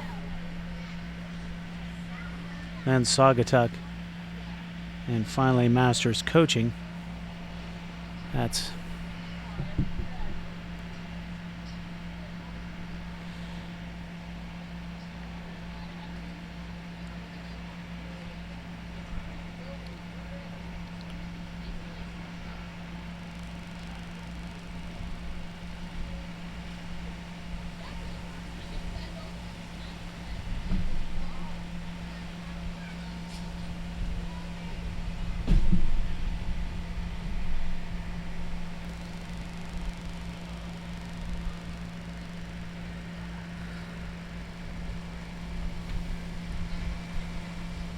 so it is Chester River Midnight Sun.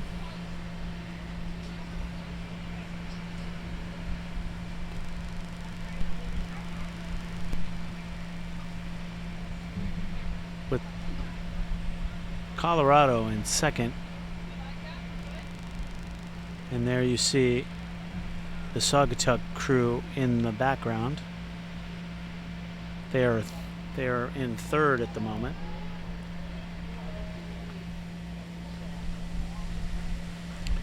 That's a good shot of the Chester River Midnight Sun crew.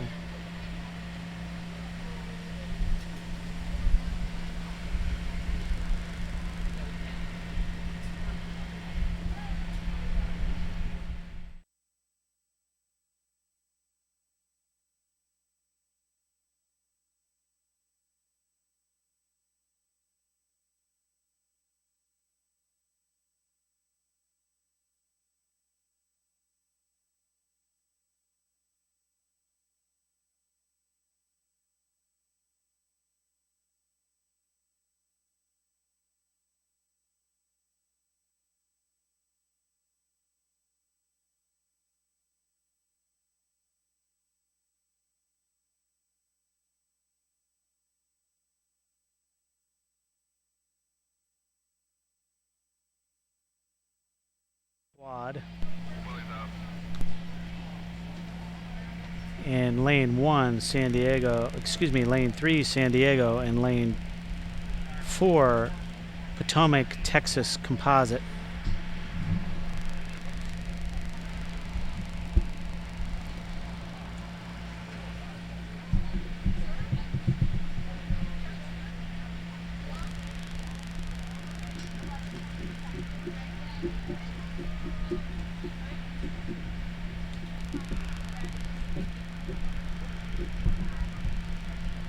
Two-boat race. Looks like San Diego is getting the better of Potomac, Texas combination.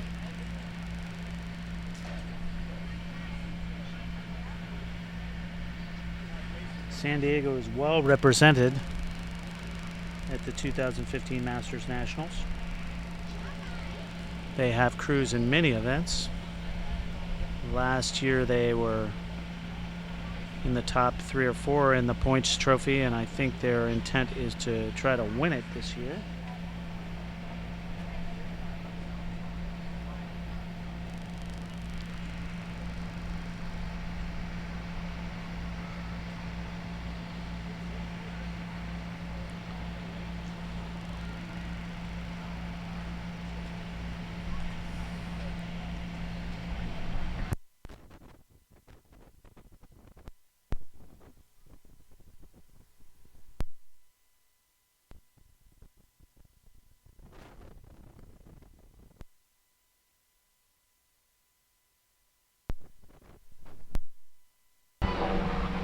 Okay, San Diego and Potomac, Texas rowing club combo.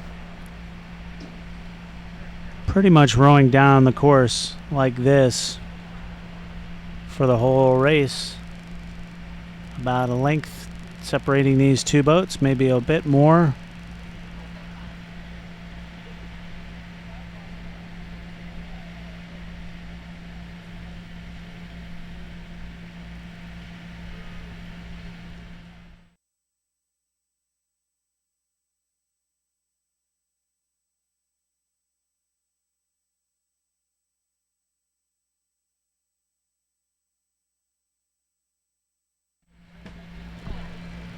And we have a start of the next race. It's the women's lightweight B4.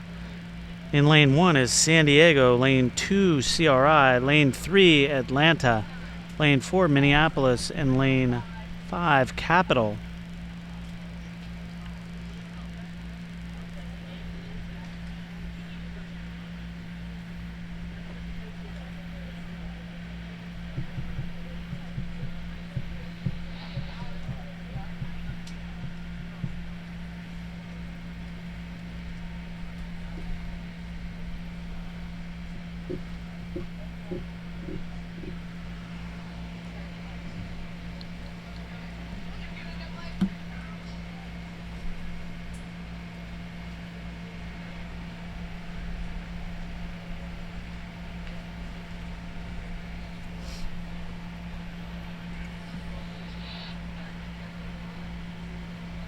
It looks like the early leader is lane 4, Minneapolis.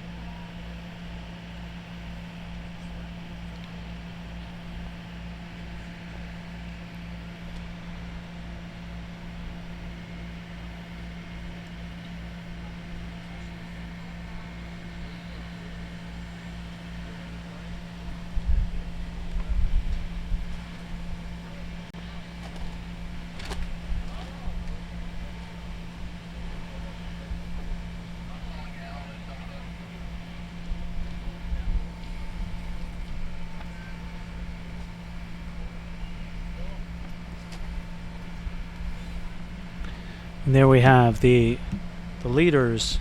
That would be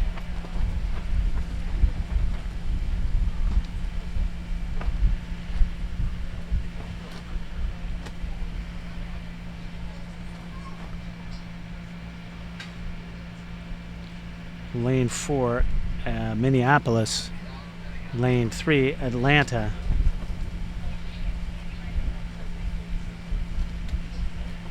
B crews average between 36 and 42 years old.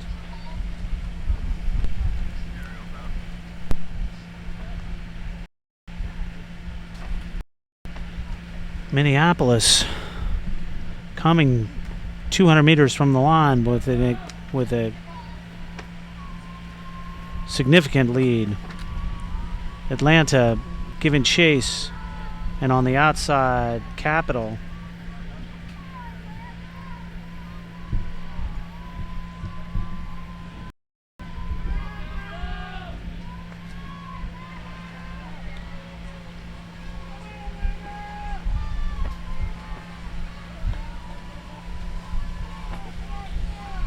Atlanta and Capital duking it out for second place, but Minneapolis has first place.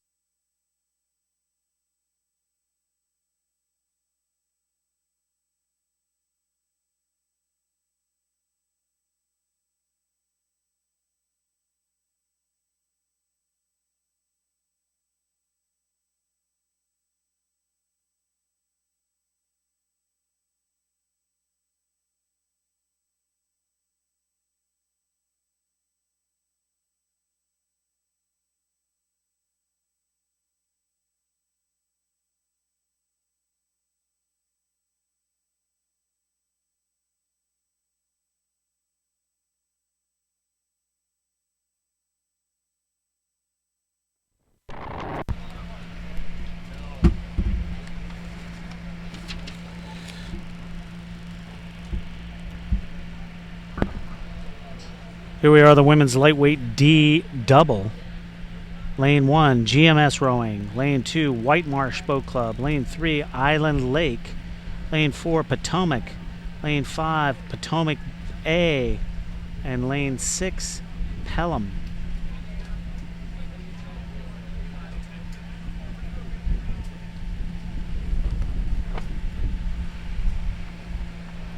Close race down the course.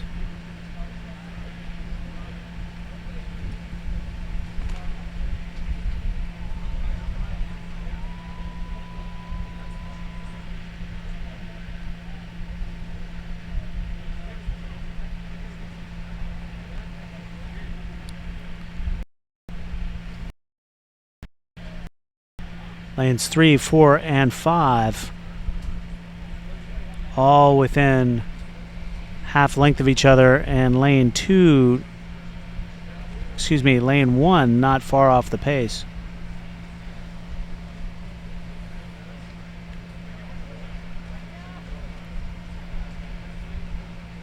But as the camera pans around to perpendicular to the race course, we can see that lane 3 and lane 5 are bow to bow, maybe with lane 3 a foot or two of lead.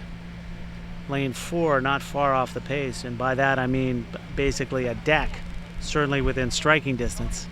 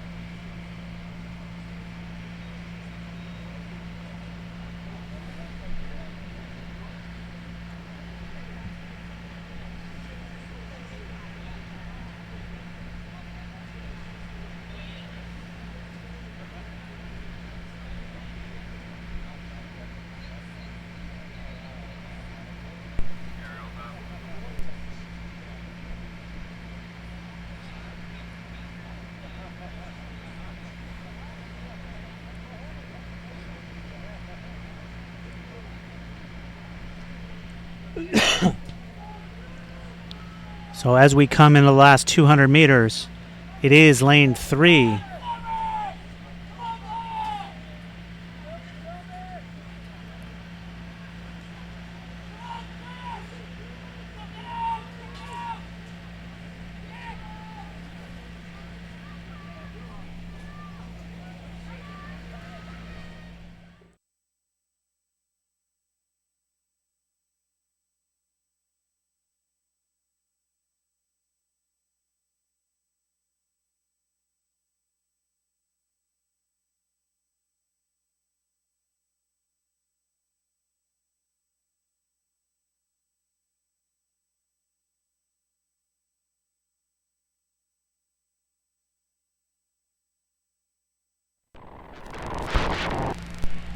Now we have the men's AA single final.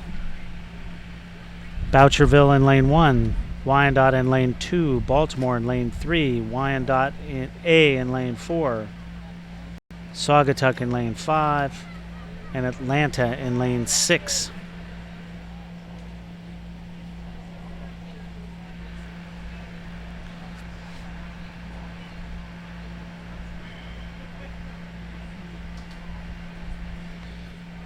The race was scheduled to go off at 5 o'clock. Excuse me, at 5:01. It is 5 o'clock right now, so schedule is we're a little early.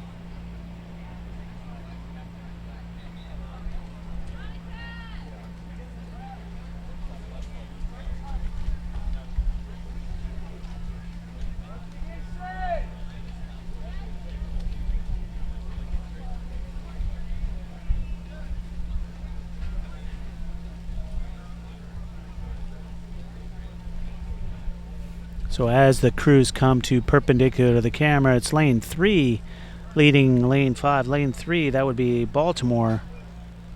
Leading lane 5, that would be Saugatuck Sculler.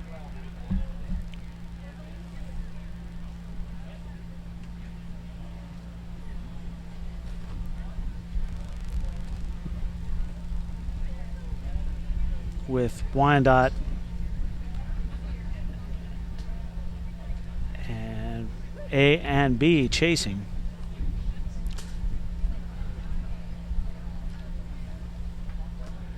A good shot of the Wyandotte B boat and the Baltimore crew, John Olbris.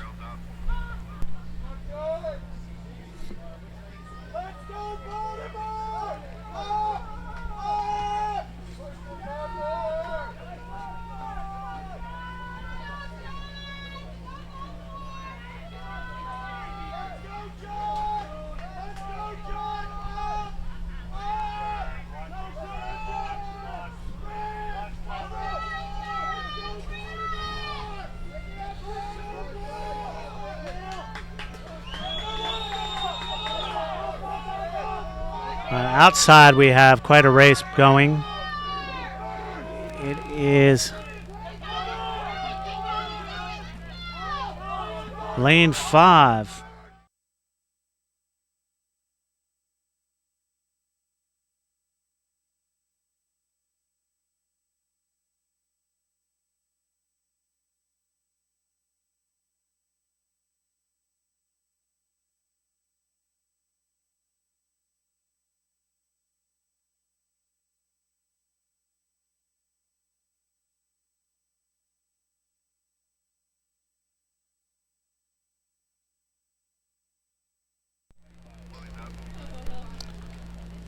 Now we have the women's lightweight AA single final. 2 crews, Severn River, Elizabeth Carter, and Lincoln Park Boat Club, Sydney Taylor.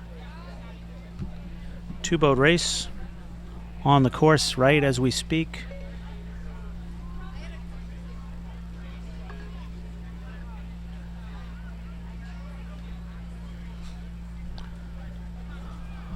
Looks like the Lincoln Park Sculler is out early. That's Sydney Taylor.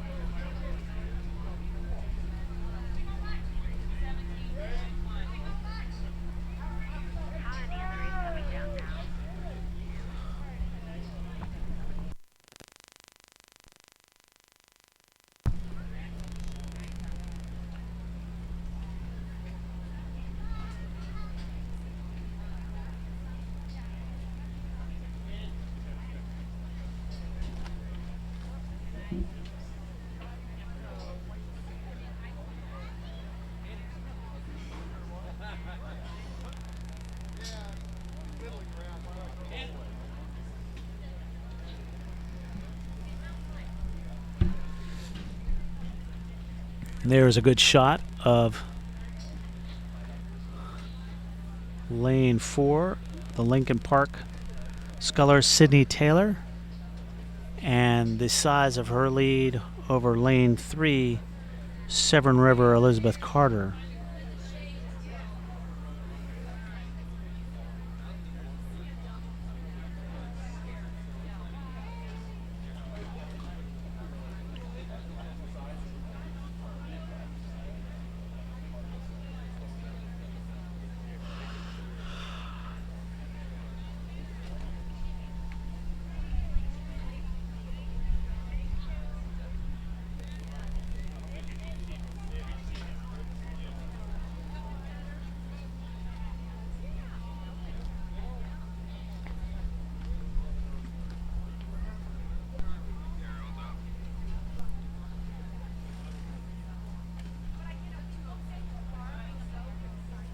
There she is, Sydney Taylor, looking really quite strong, rowing a little bit higher cadence than her opposition and rowing away from her opposition.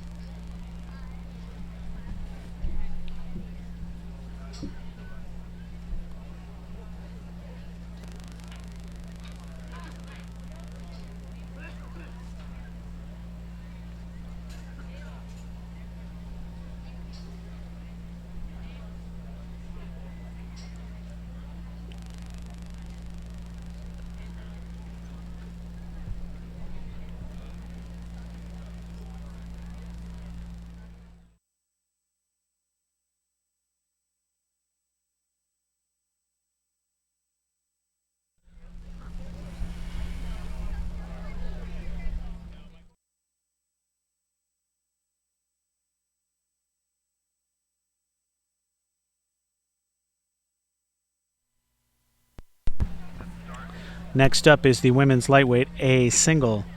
Lane 1, Chinook. Lane 2, Vesper. Lane 3,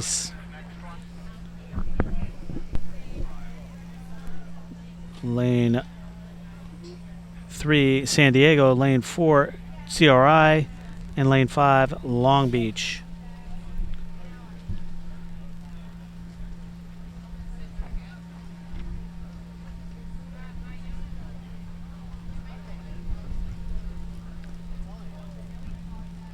And they're off.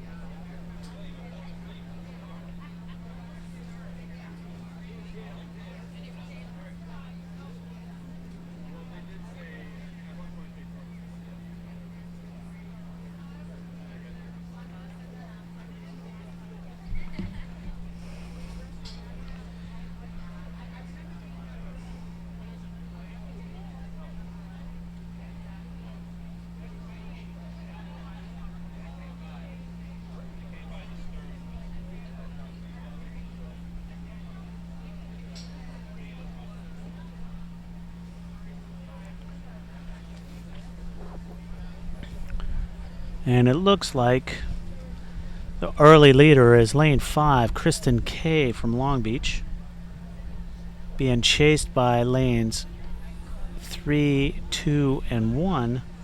That would be San Diego, Vesper, and Chinook, Areola, Folco, and Wallart.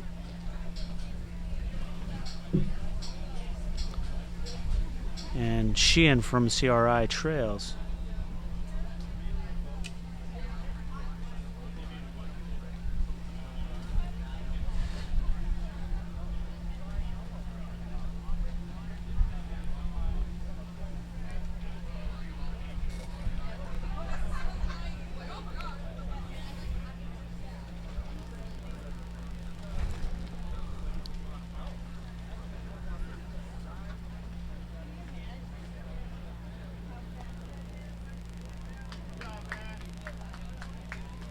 So Kristen K leads Areola from San Diego, Mariana Folco from Vesper, and Tara Wallart from Chinook.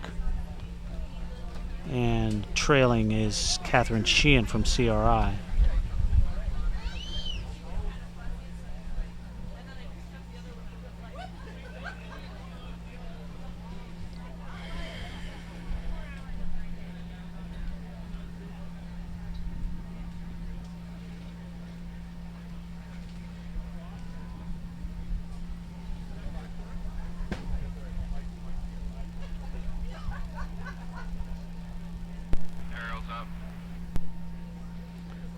Still, it's Kristen K out in lane 5.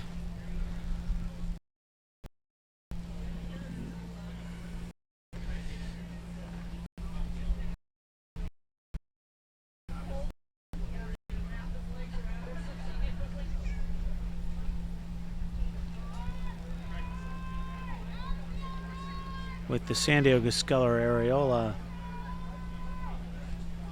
and Vesper Sculler remaining in the picture, but certainly distant second and third.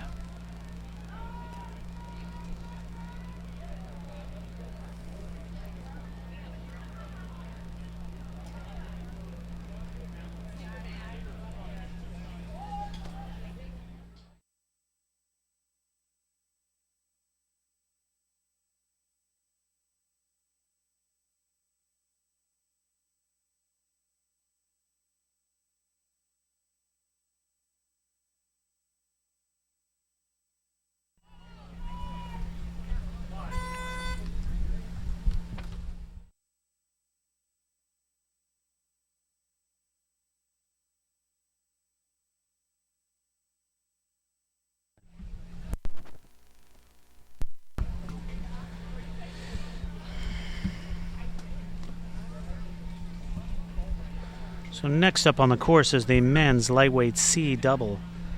In lane 1, Three Rivers. Lane 2, Greater Dayton. Lane 3, Wyandotte. Lane 4, Greater Columbus. Lane 5, Malta. And lane 6, Maritime. This is the men's lightweight C double. C crews are between 43 and 49 years of age.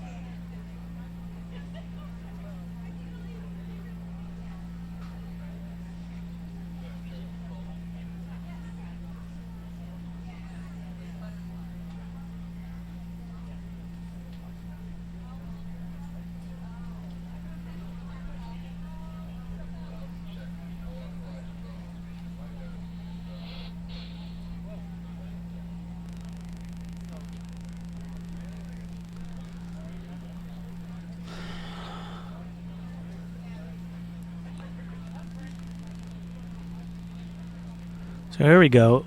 Lanes 2 and lanes 3. That would be Greater Dayton and Wyandotte leading the field.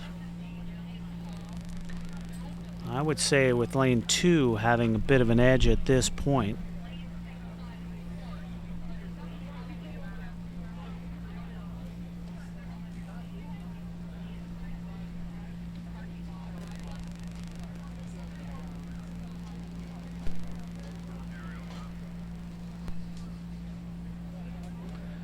Lanes 2, 3, and 5.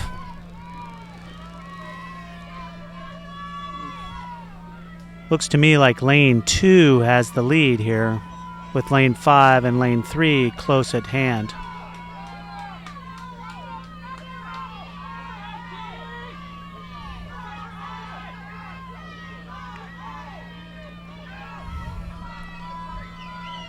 Really close coming to the line. Lanes 2 and lanes 5.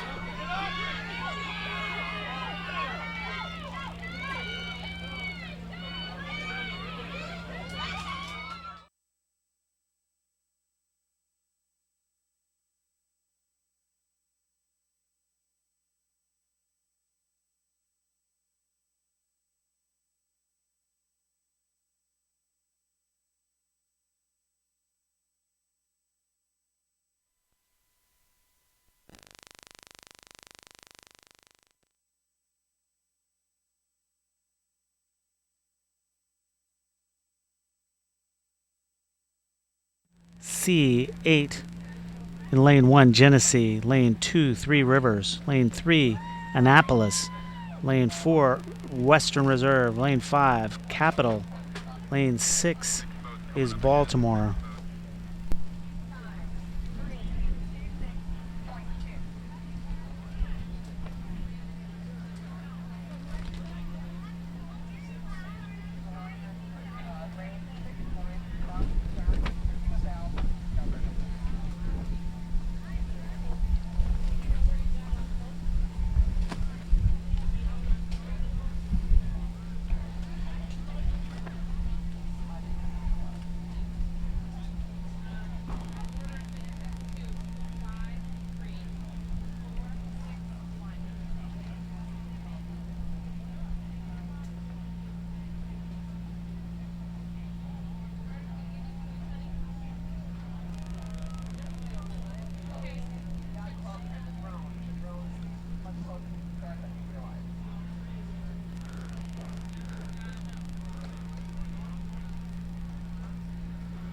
We have alignment on the Women's Club C8.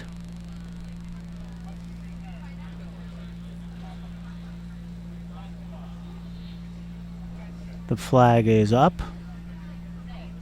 and down, and they're off. Women's Club C8 final.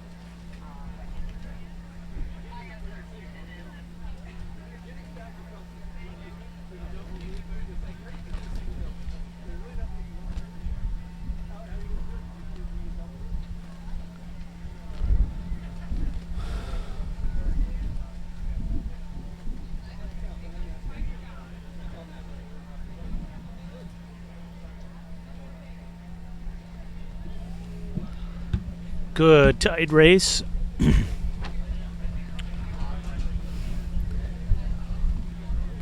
Looks like lane 1 Genesee and lane 5 Capital are lane 1 Genesee is take it away from Capital, and then lane 3 Annapolis, lane 2 and 4, that's Three Rivers and Western Reserve right together, and trailing is Baltimore.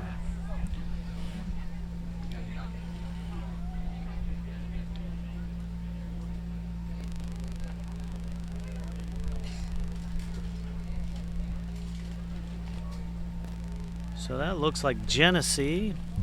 There's the crew from Genesee out in the lead.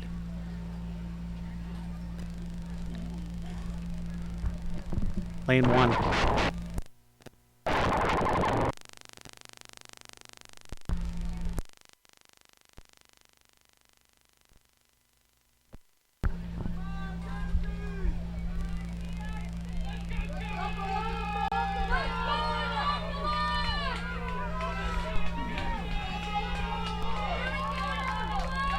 Really close race between Genesee and Capital.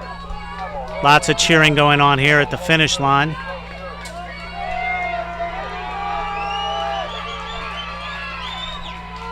Looks like Genesee.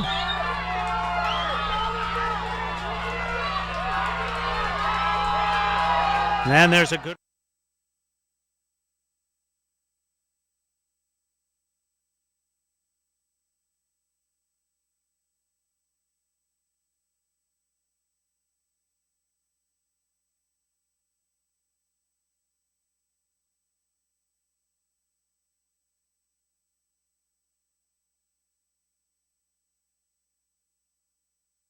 great race. Two separate races, but two separate great races for various colors medals.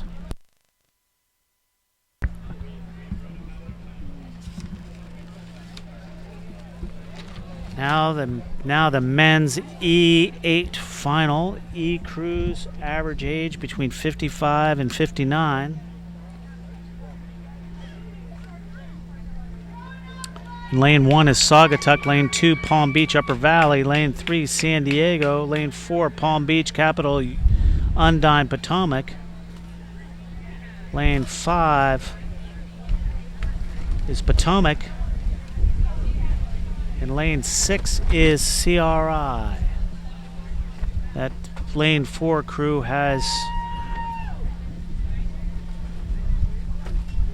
several different combinations, a combination crew from several different clubs: Palm Beach, Capital, Undine, and Potomac.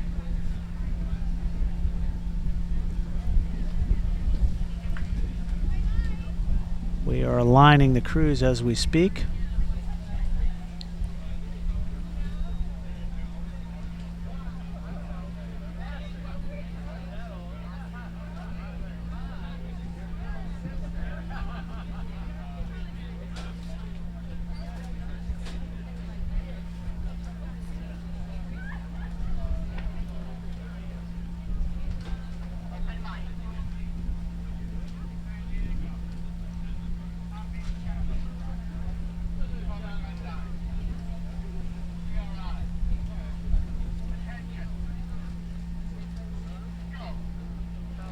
And they're off the start.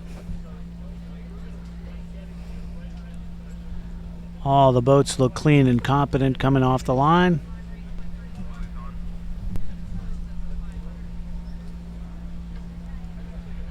Potomac with a particularly high rate of striking.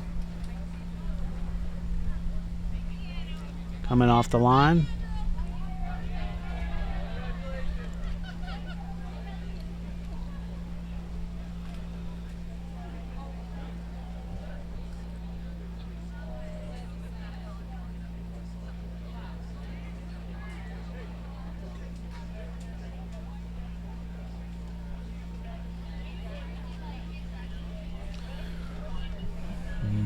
All the boats look pretty much straight across at this point. About a minute into the race. Maybe lane 1 has fallen off the pace just a tad, but everyone else, especially lanes 3, 4, 5, and 6, right together.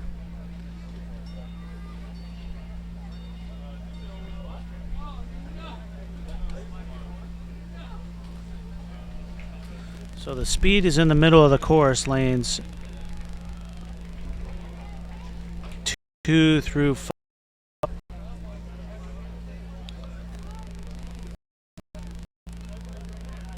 And I would suspect that the composite crew of Palm Beach, Capital, Undine, and Potomac will be strong. The San Diego crew is giving them all they can handle at this point.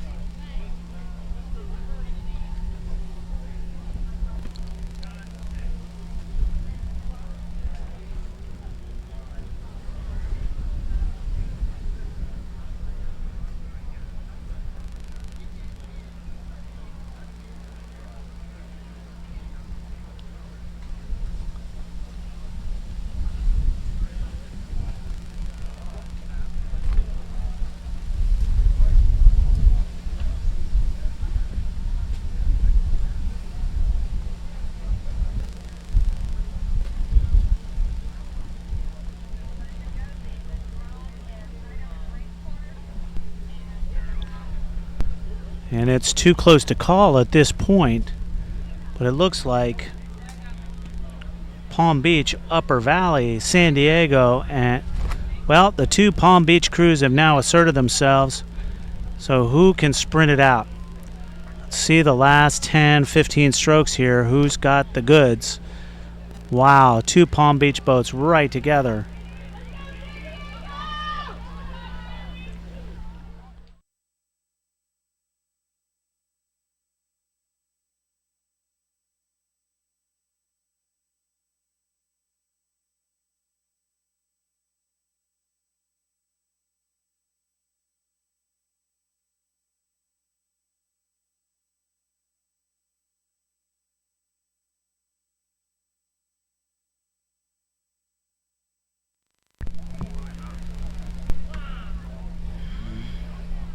In the women's Club E4 on the course now, it's Carnegie Lake, Pelham in lane 2, Rock Creek in lane 3, Saugatuck in lane 4, CRN in lane 5, Great River in lane 6.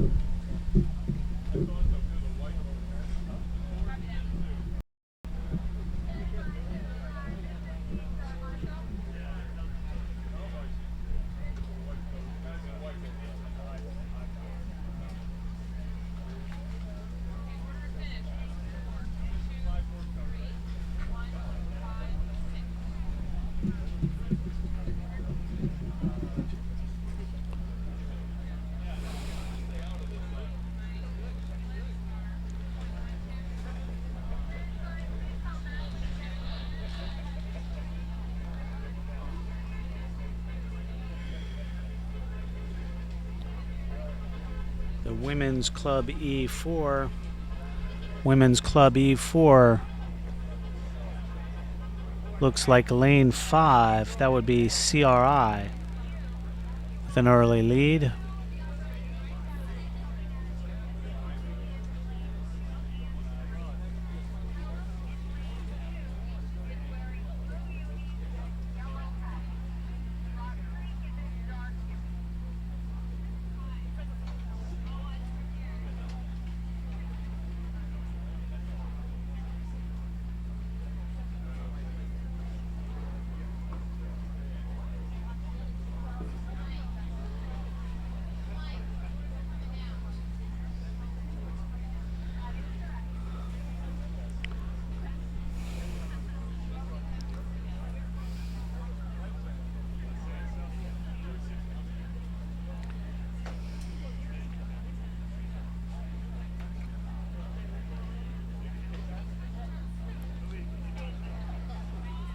The wind seems to be calming as we see the crew out in lane 5. That's CRI taking advantage of their calm conditions.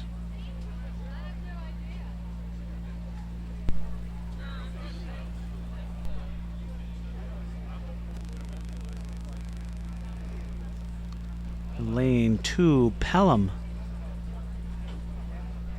is pressing the issue.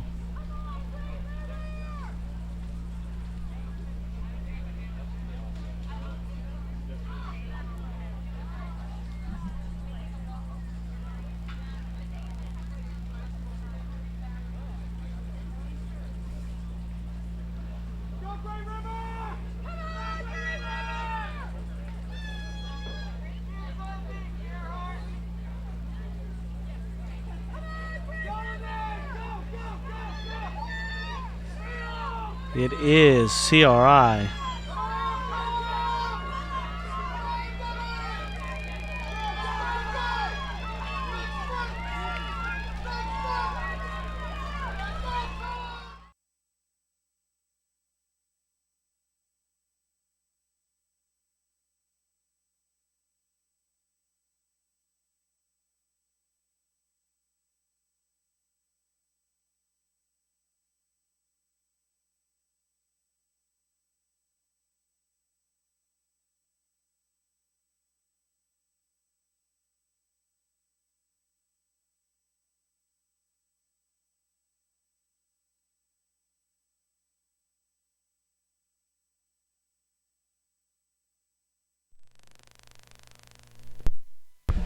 Now for the men's open G to J pair.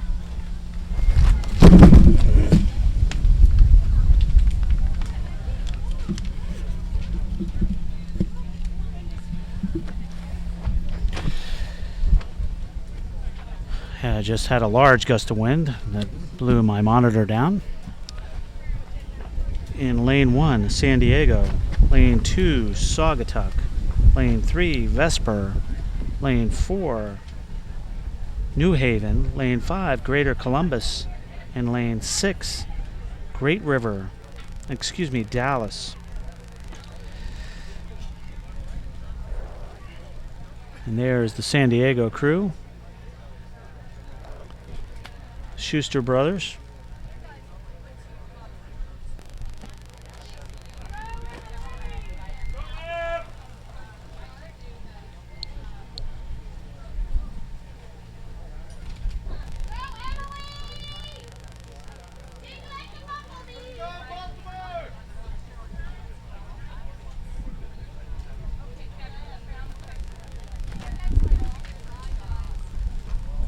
Okay, we're watching lane 6. That's Dallas. Lane 5. That's Greater Columbus. And down to lane 1. That's San Diego. Those three crews are within a length of each other for the lead.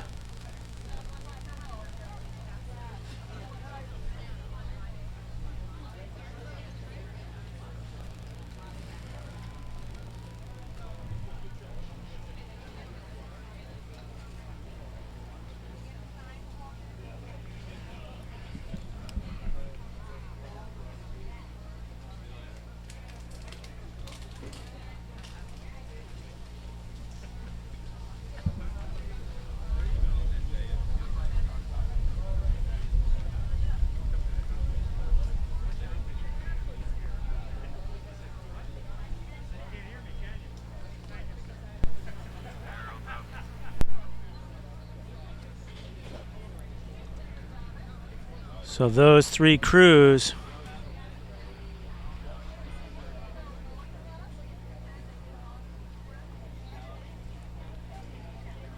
Lane 1 is straightening out their course. Lane 5 seems to be having some steering difficulties.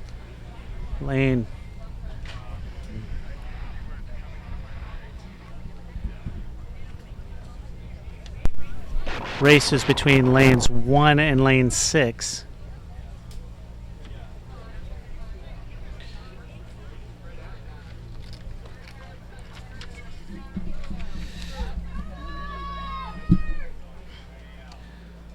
It looks like the lane 6 crew has the advantage, although lane 1 is coming in hard and fast.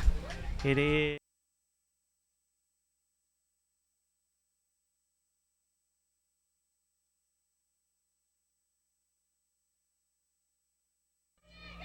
Then Greater Columbus.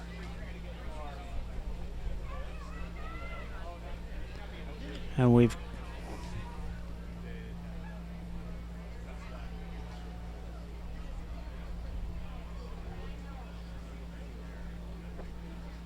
should we tell somebody that?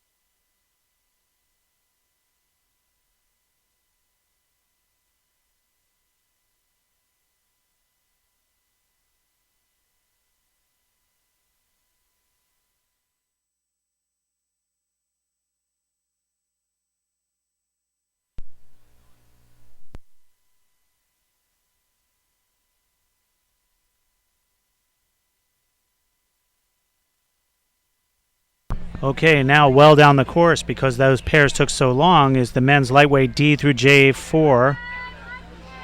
In lane 1, Fairmount. Lane 2, Chinook. Lane 3, Riverfront Recapture. Lane 4, Minneapolis. Lane 5, Riverside. Lane 6, San Diego. Lane 2 has a good lean on lane 6 at San Diego. Lane 2, Chinook. A good lead on San Diego.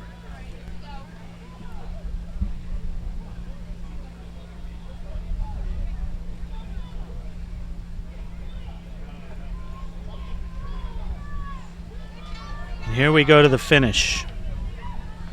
Lane 2, Chinook.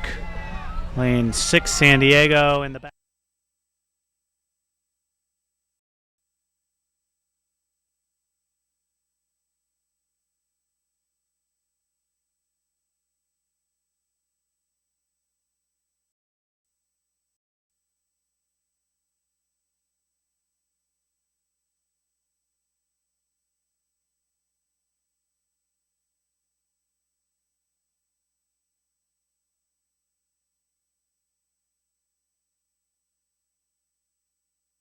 Course is the women's lightweight F double.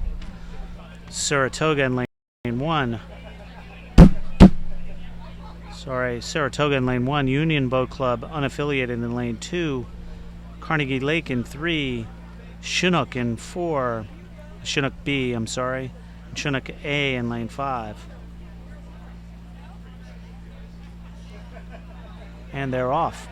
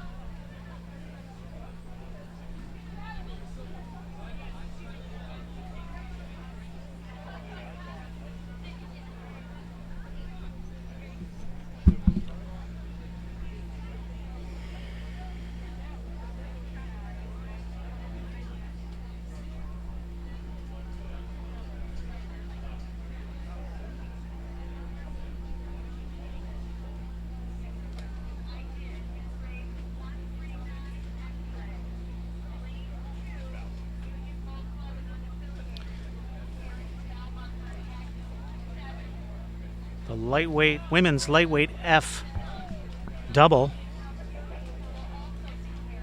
The only crew that seems to have been shaken off the back is Saratoga. Looks like lanes 2 and 3, that's the Union Boat Club and Carnegie Lake, are right together for the lead, with lane 5, Chinook A, a little closer to them than Chinook B.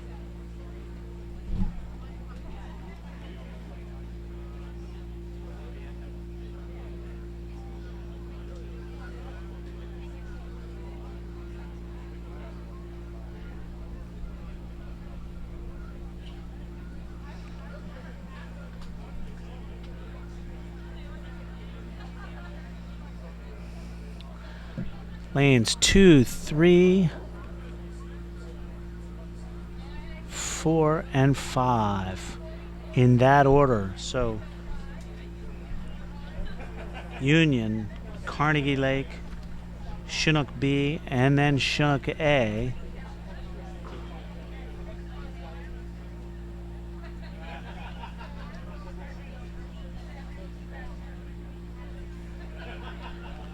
F category is between 60 and 64 years old. So average age of these crews.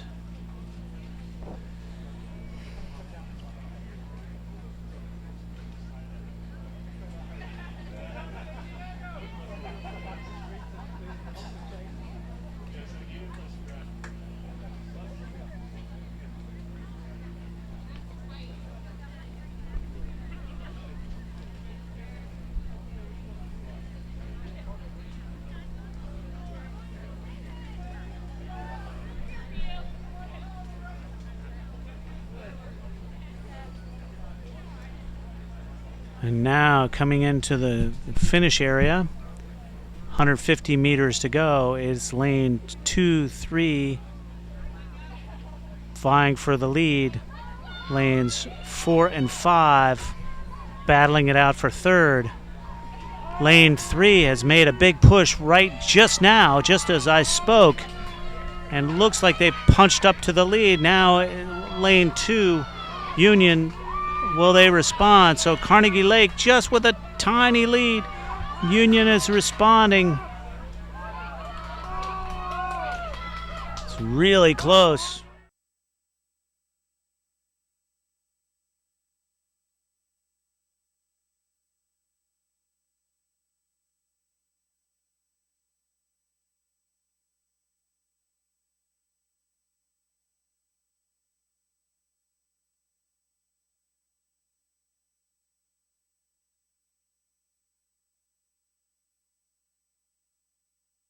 The women's lightweight G double, 5-boat race.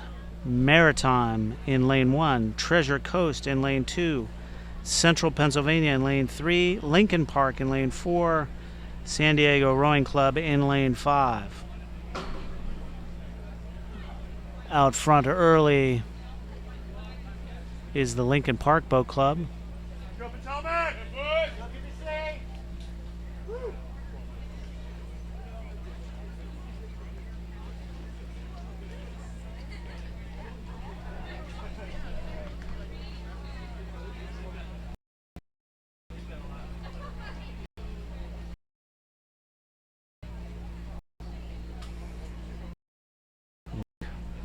Rowing really long, good long layback, leading San Diego on their outside.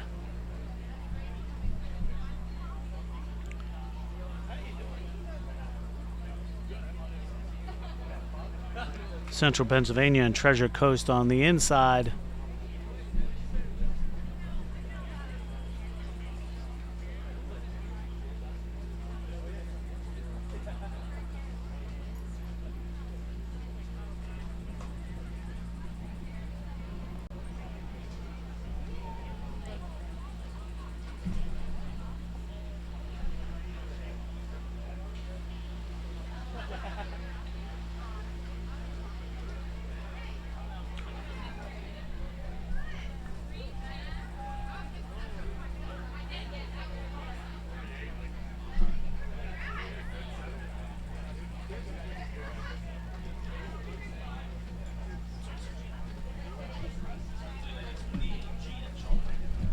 Yeah, there's a, see that? There's no names in there.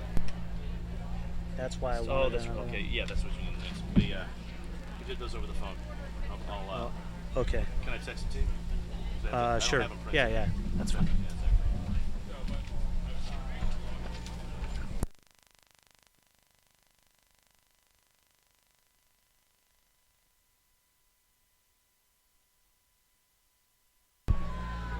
All right, coming down towards the finish line, it looks like Lincoln Park with a substantial lead, a length and a half of open water. Then Treasure Coast. That's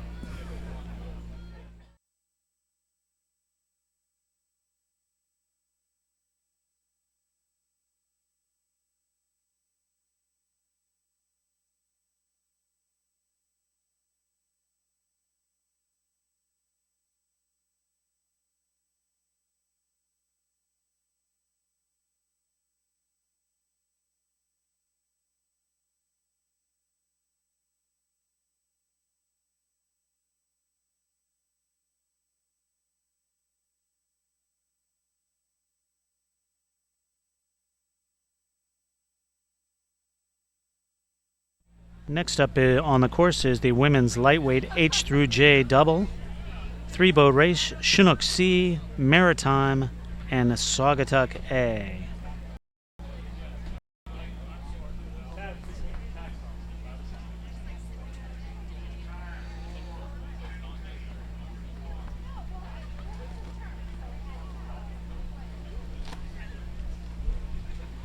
Three-boat race. They're all right together off the line.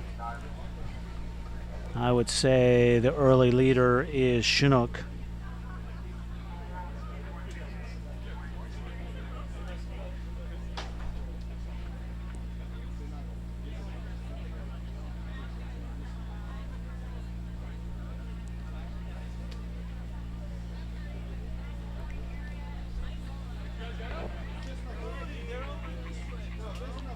But it's close between Chinook and Maritime.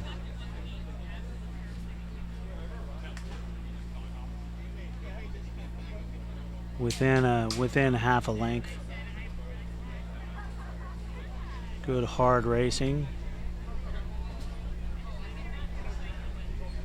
Last 400 meters now. It's going to be a tester for those four women. Chinook and Maritime.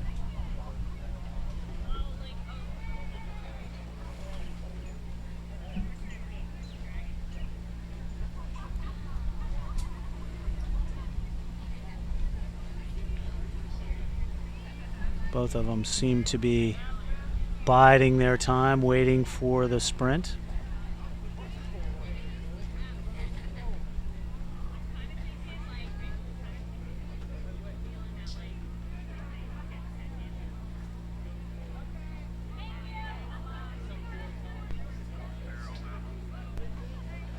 Now we see all three crews. The Saugatuck crew is trailing, not by too much.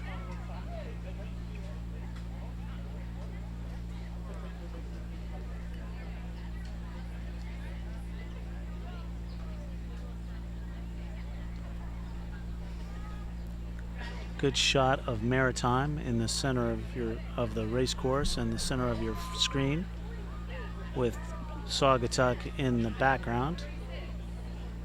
As the angle changes, Saugatuck will drop pretty far back. The last 100 meters now, looks like the Maritime crew has rode away from their challengers from Chinook. And it looks like Saugatuck has gotten up into Chinook, but I don't think they've got enough juice to come through.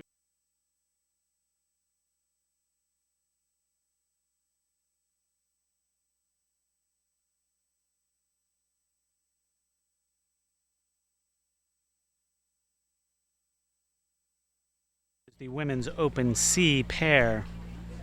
In lane 1, Masters Coaching B. Lane 2, Chinook A. Lane 3, Ann Arbor. Lane 4, New Haven. Lane 5, Ann Arbor B. And Lane 6, Masters Coaching A.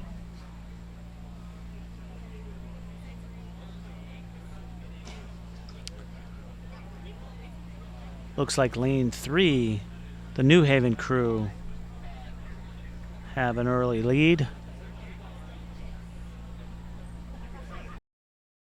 Ann Arbor and New Haven.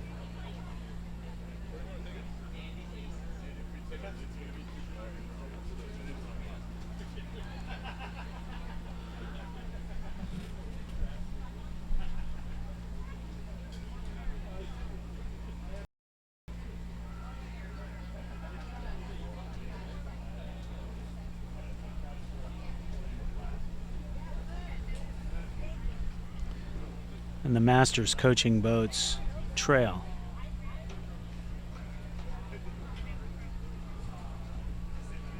There is a good shot of Lane 2, the Chinook B A crew.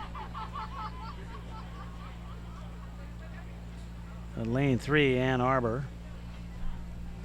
Lisa Thompson and Robin Schultz Purvis with the lead. Looking at Chinook rowing a couple lengths back of Ann Arbor.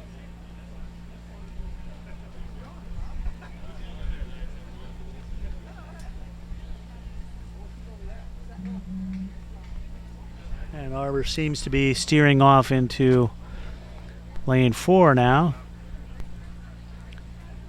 No matter at the moment, since Lane 4 is not being interfered with, but it's still costing them time making that correction.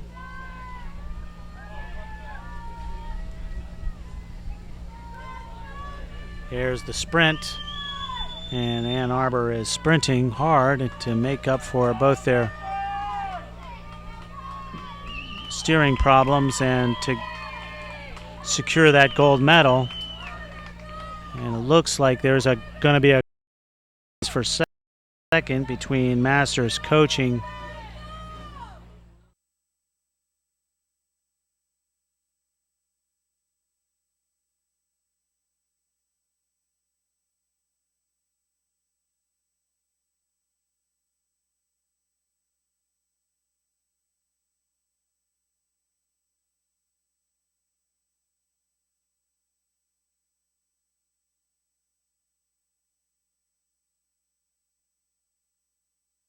race, which is the men's Club 8C, Texas Rowing Center in Lane 1, Capital in Lane 2, Potomac in Lane 3, Upper Valley in Lane 4, Riverside in Lane 5, and Three Rivers in Lane 6. So Capital and Potomac side by side. The men's Club C8.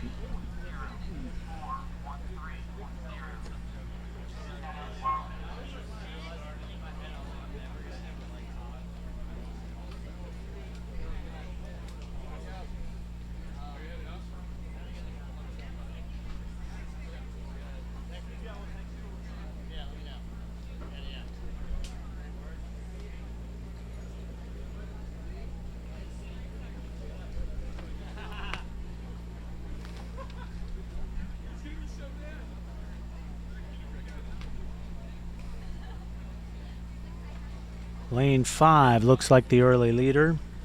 That would be Riverside.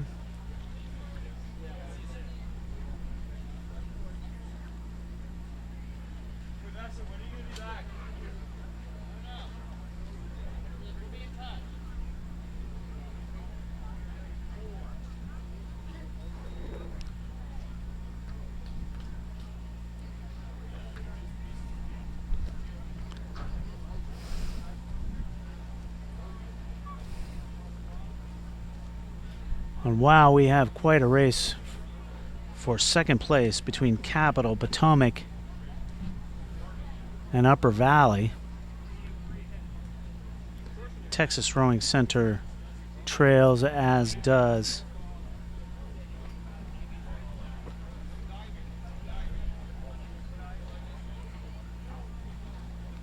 Three Rivers.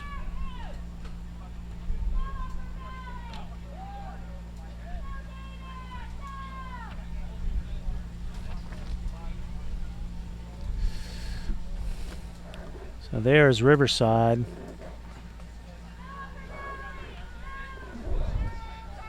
With Upper Valley in the foreground. But there's a great race going on to the left.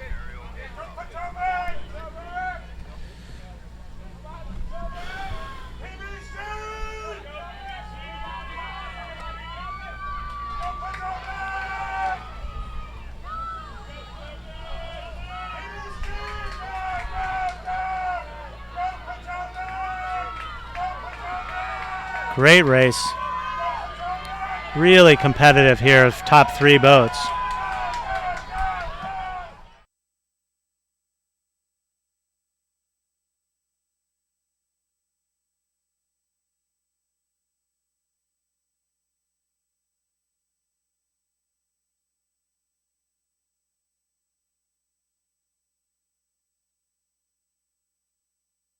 Come through.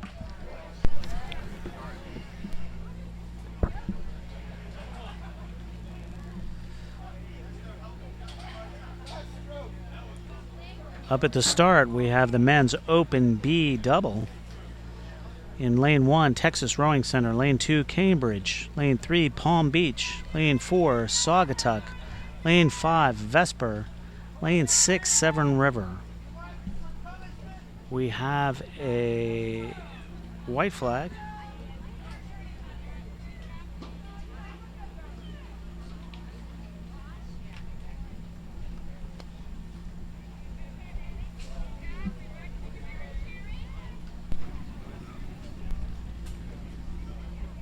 Crews are clean off the start.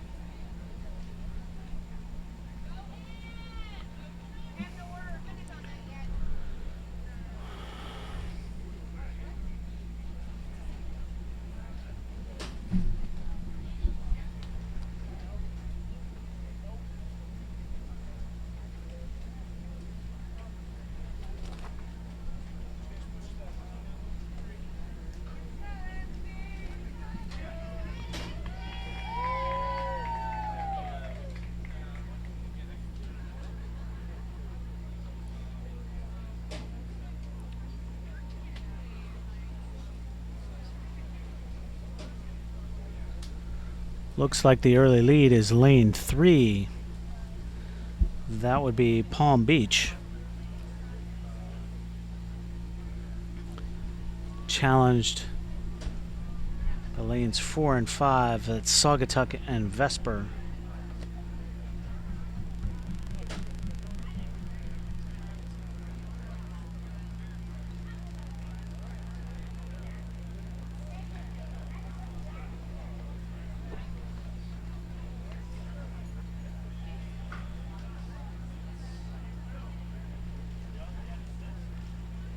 But it's lane 3, Palm Beach.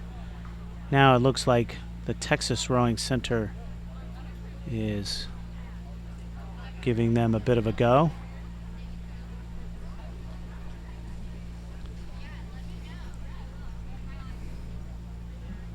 Nice shot of the Palm Beach crew with Cambridge in the foreground. You can see the rate of striking of the Palm Beach crew is much higher than the Cambridge boat.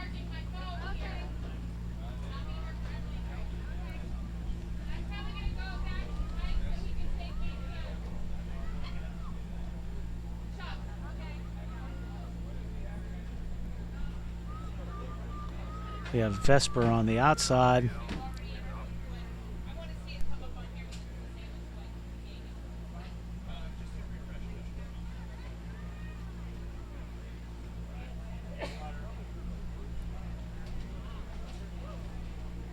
Texas Rowing Center looks like they're making a strong charge on Vesper.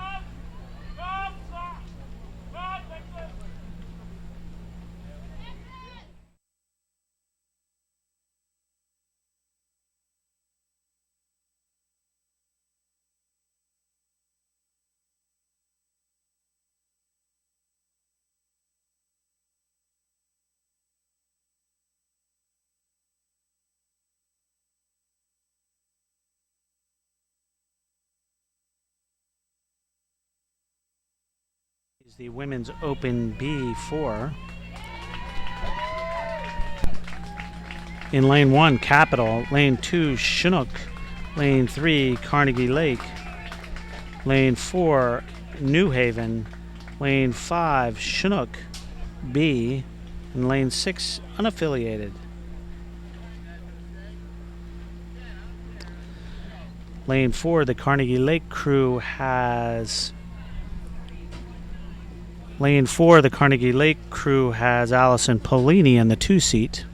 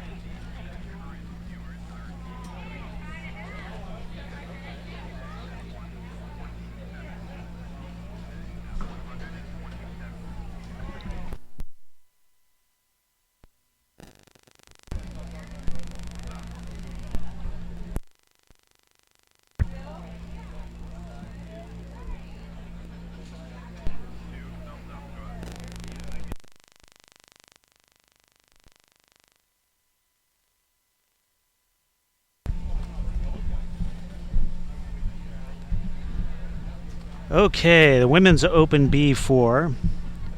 It looks like lane 5.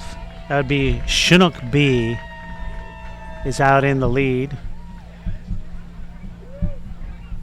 with Carnegie Lake in second. Lane 5, and there's a good shot of them with lane 6, the unaffiliated crew, in the background.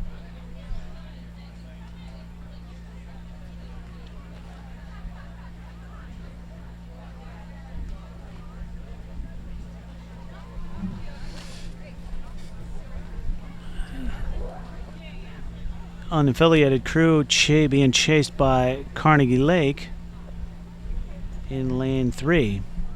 And then the rest of the field, lanes 2, and that's Chinook A.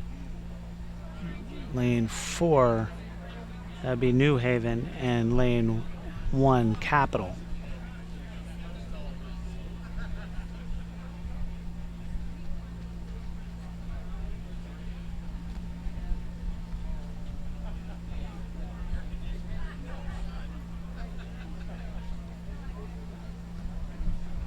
That's a good shot of the whole, almost the whole field. Lane 5, 3, and 2. Capital, Chinook A, Carnegie Lake, and the leader at this point, Chinook B.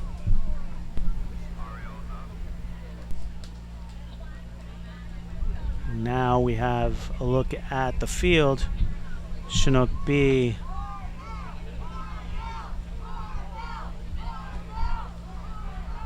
unaffiliated crew on the outside, but will Carnegie Lake be able to crack through them?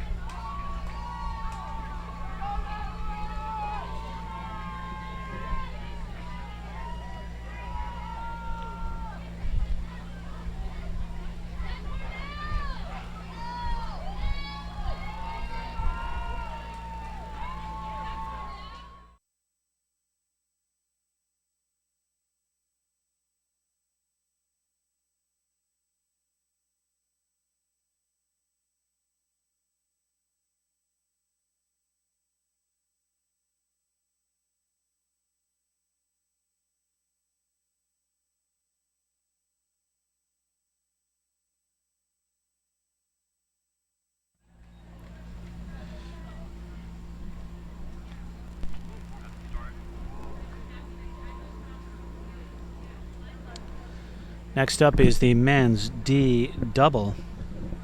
Riverside Palm Beach in lane 1, Texas Rowing Center in lane 2, Narragansett in lane 3, and we've had a start.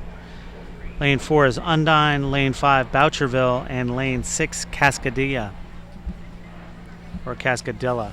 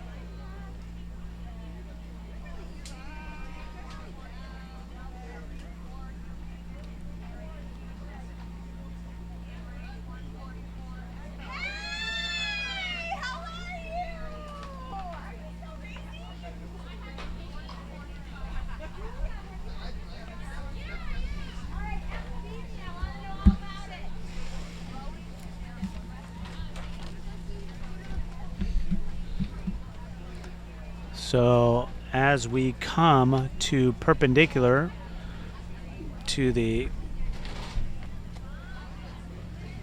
camera position, it is Narragansett in lane 3, out in the lead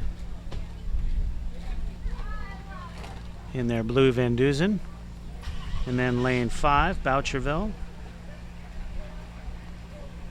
and then a good race for third between lanes 1 Riverside Palm Beach and Texas Rowing Center,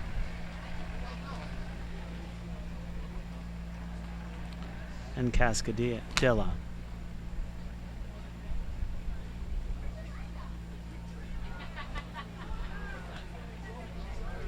So in the foreground we have the Riverside Palm Beach composite. Out front in lane 3 there's the Narragansett crew, and then the Texas Rowing Center with the Texas flag blades. A good look at how much of a lead that Narragansett does have.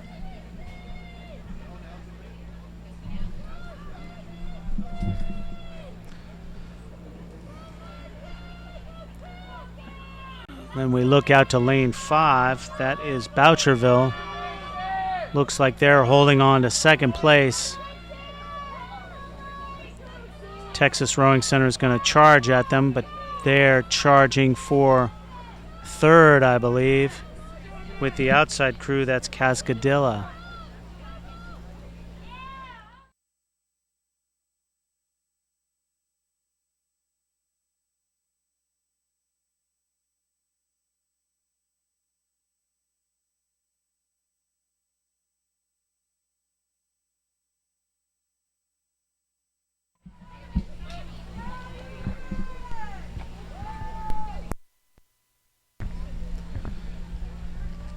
Up at the start, we have the women's Open D single. We have a lineman.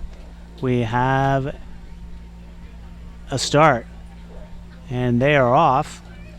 In lane 1, Dawn Urgenus from University. In lane 2, Catherine Barr McGill from Severn River. In lane 3, Kimberly Elting from Dallas. Lane 4, Gina Tomasecki from Dallas. In lane 5, Eleanor Ackworth from Vesper.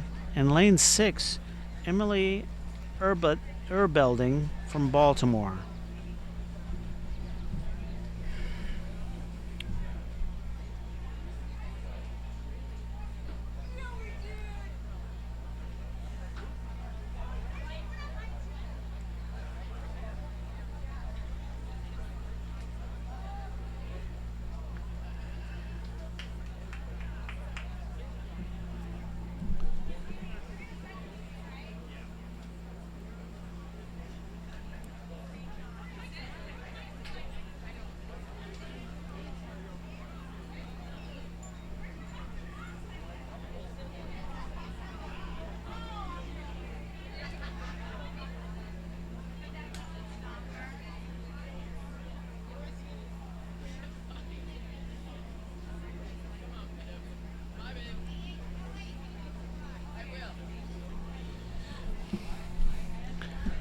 Looks like the early leader is lane 4. That would be Eleanor Ackworth from Vesper.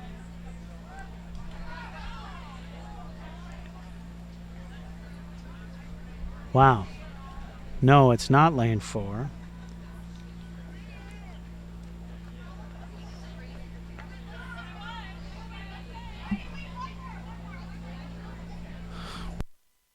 We have some bow number issues.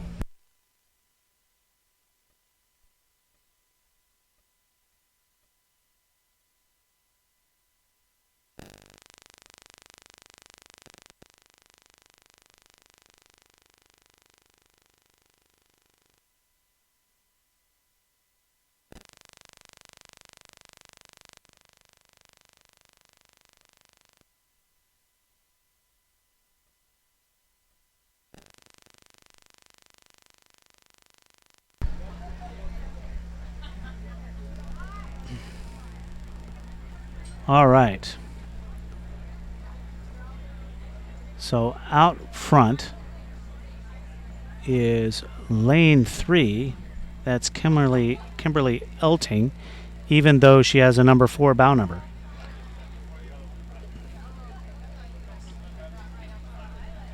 And that's a good shot of Kimberly. And down in lane 1, that's Dawn Erringis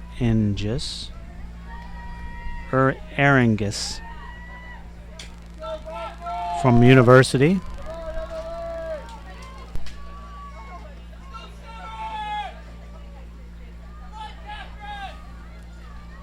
So lane 3, that is Dallas A-Boat, being challenged strongly by Severn River Catherine Barr McGill. It's going to be a great race here. 100 meters to go. Anybody's race at this point. Who's coming up? Who's coming up? Who's going to make? Wow, great race. Great racing coming to the line. Don't see this too often with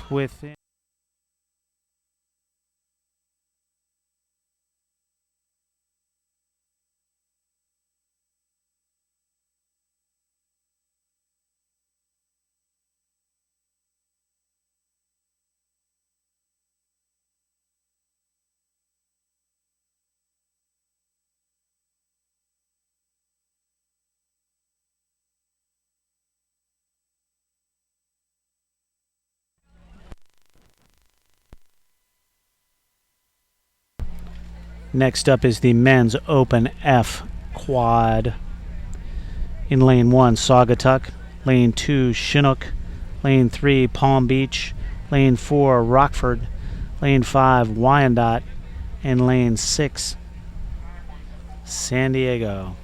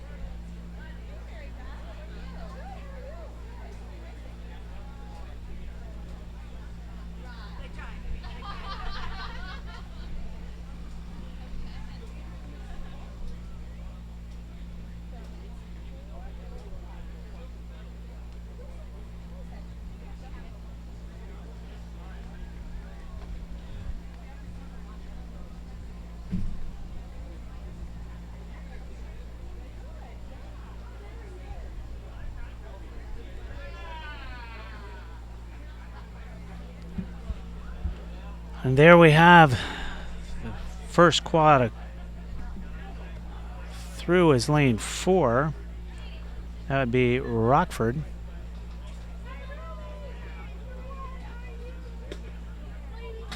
Excuse me, lane 3. That'd be the Palm Beach crew.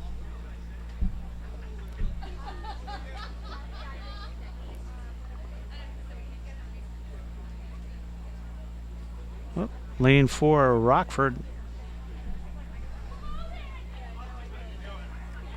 Looks like they're out in front. Lane 3 is chasing. There's Rockford. Lane 3 is chasing but won't catch them.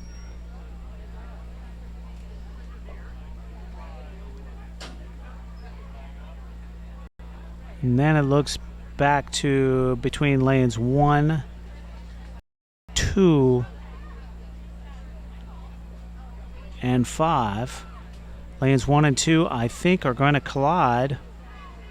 It's going to be close. But we have Rockford coming through to the finish.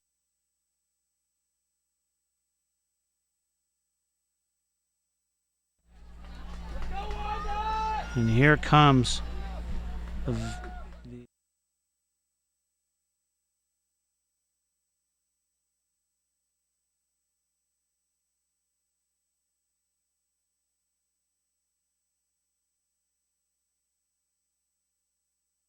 and Wyandotte. Trailing the field is Sandy.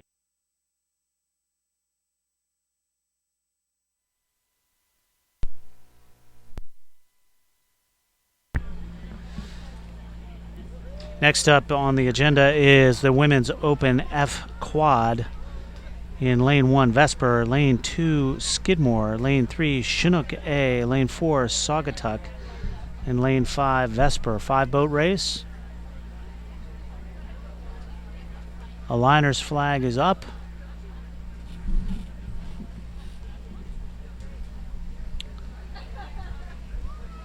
Starter is going through the procedure.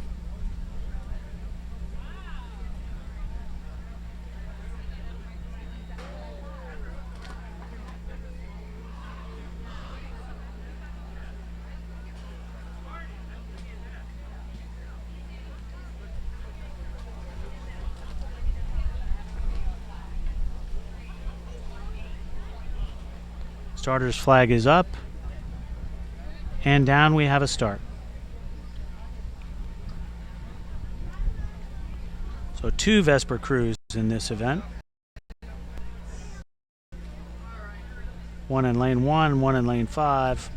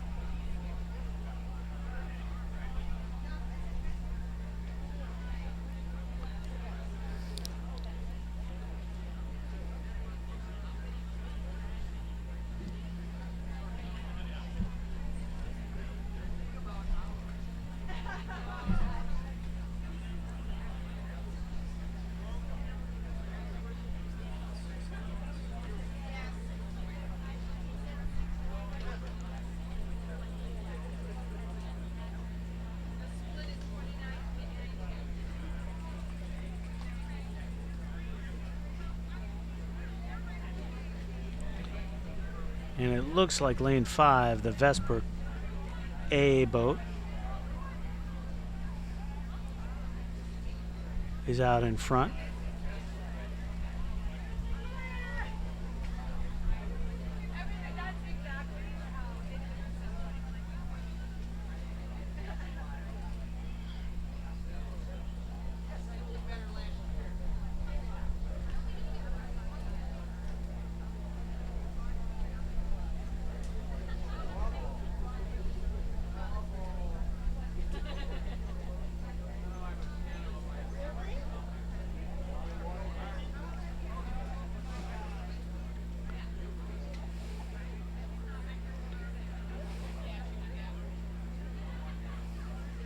Vesper with quite a lead on lane 3.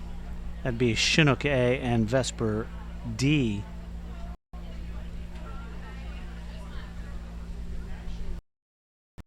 And then Saugatuck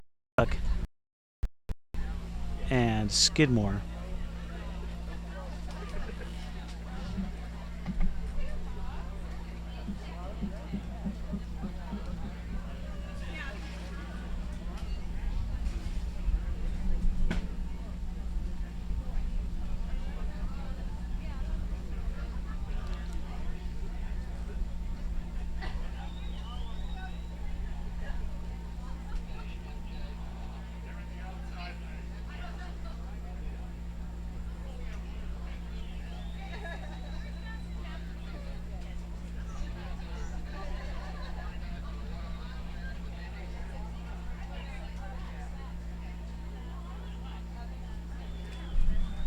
And here's Vesper. Staying nice and long. There goes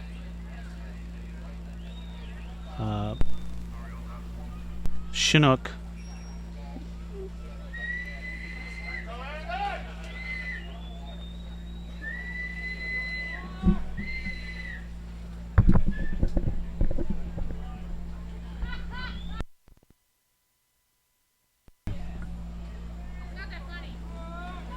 There's the Vesper crew.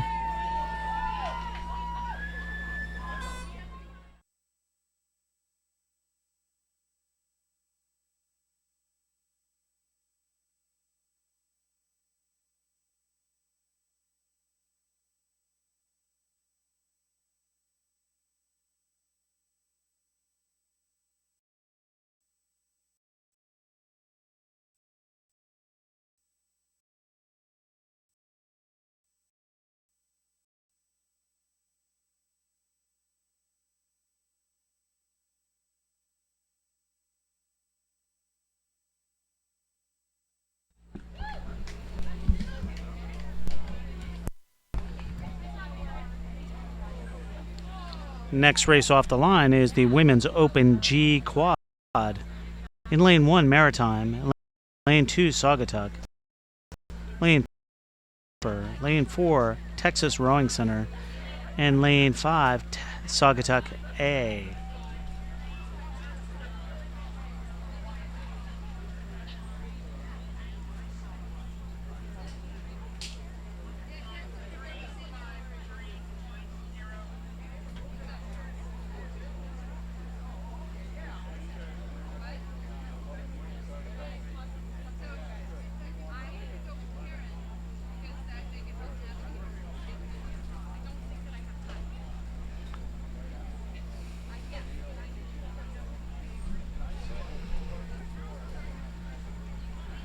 Looks like lane 3. That'd be Vesper B.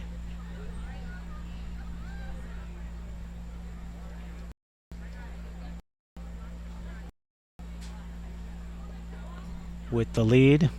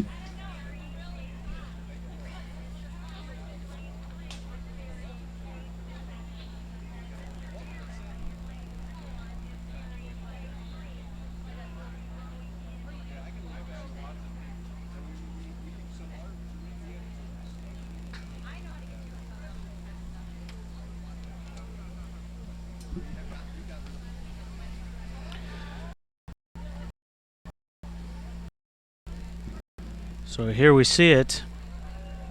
It's lane 5,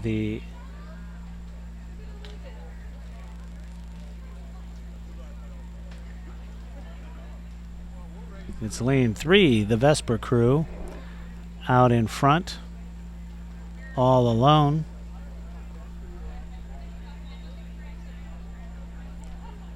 Rowing very cleanly.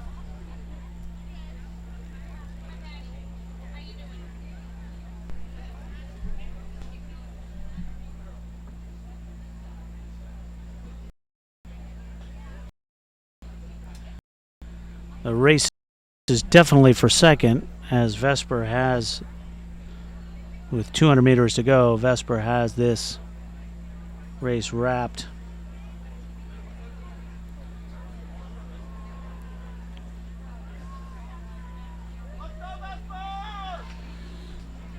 Looking very sharp.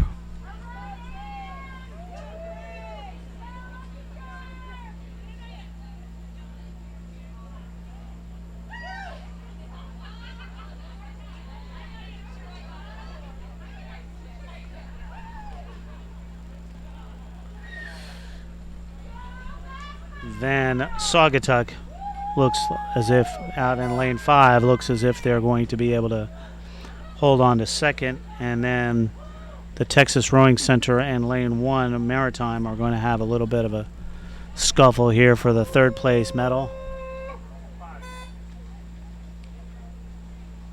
It is Texas and Saugatuck a little less than a length behind.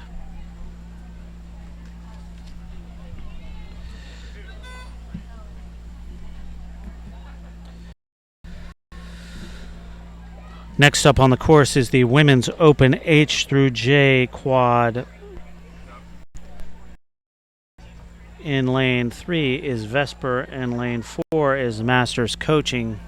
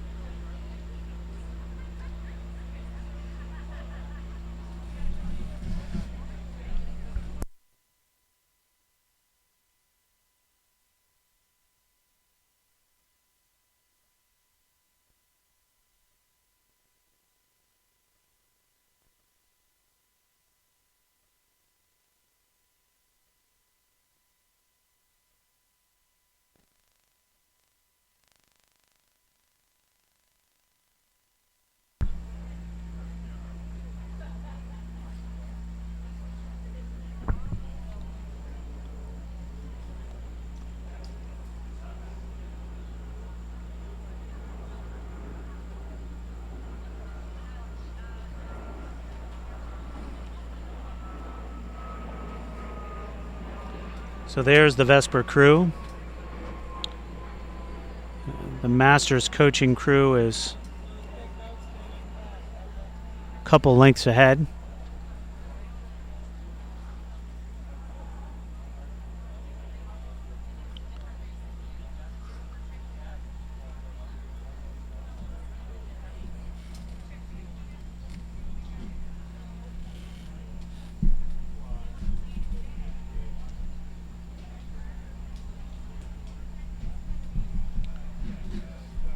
The Masters Coaching crew has a substantial lead, swinging really nicely. Good long strokes.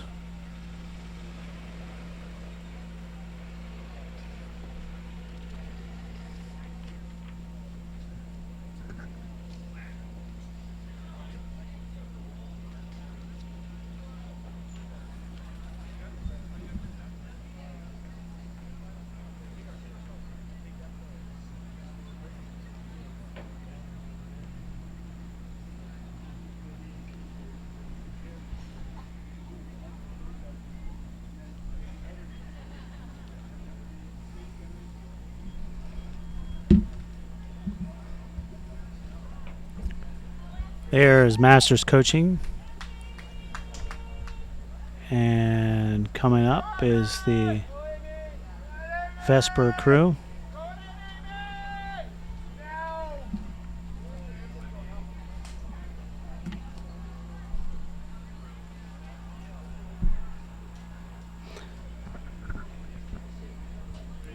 Next up on the course is the Men's Open J single.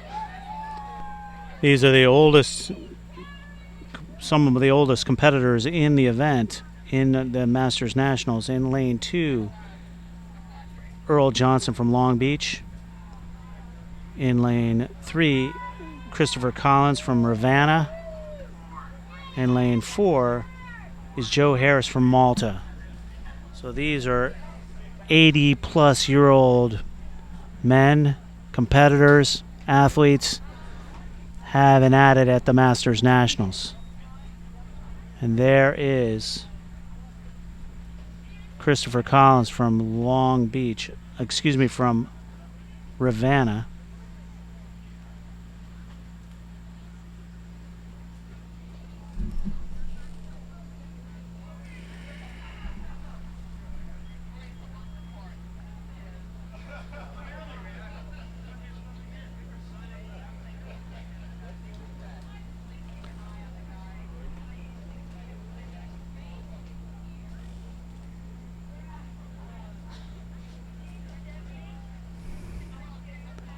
In second place, there is Earl Johnson from Long Beach.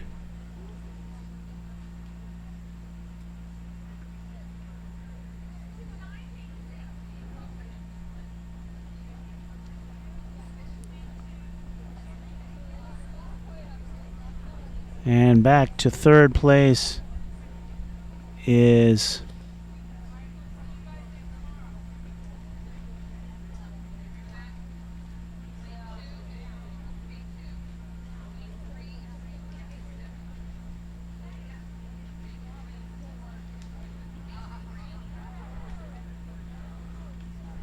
and there is Joe Harris from Malta.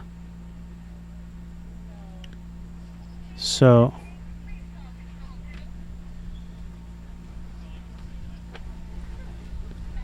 these guys are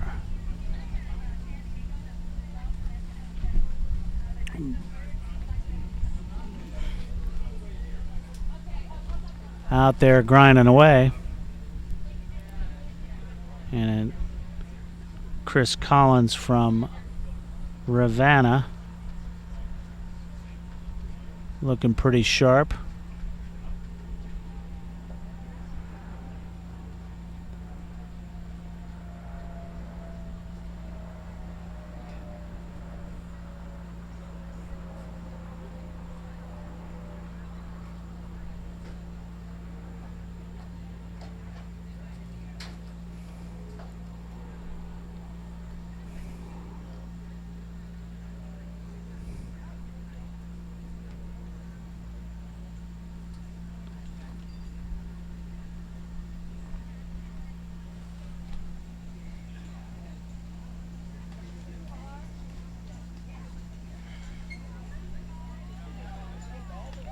There is Christopher Collins. Christopher Collins coming into the finish.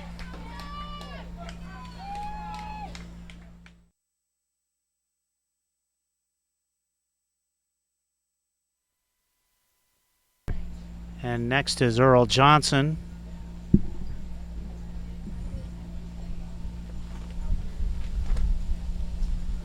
From Long Beach Rowing Association.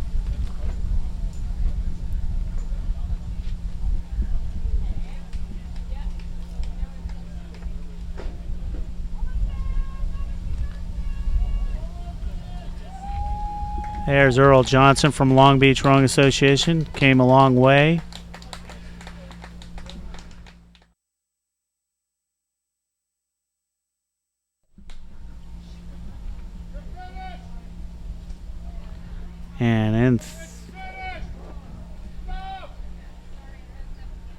And here comes Joe Harris from Malta.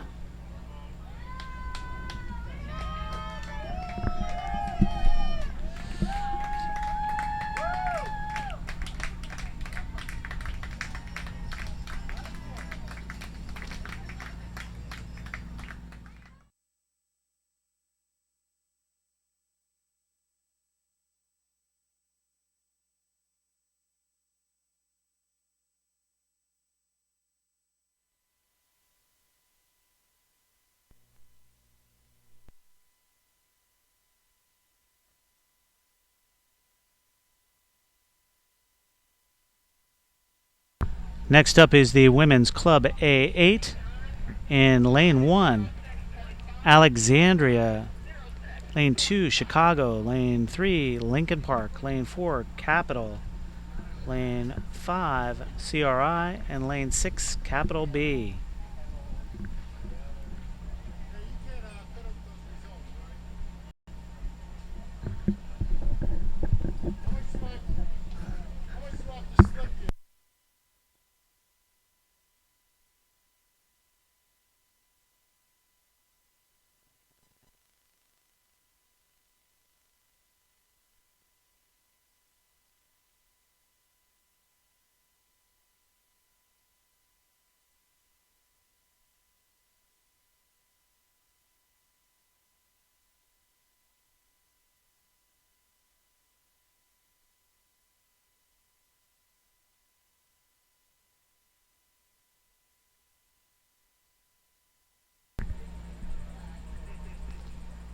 We have alignment.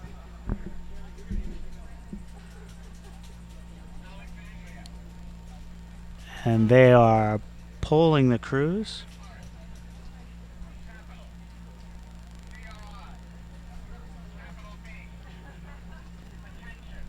Flag is up. And they are off. The Women's Club A8.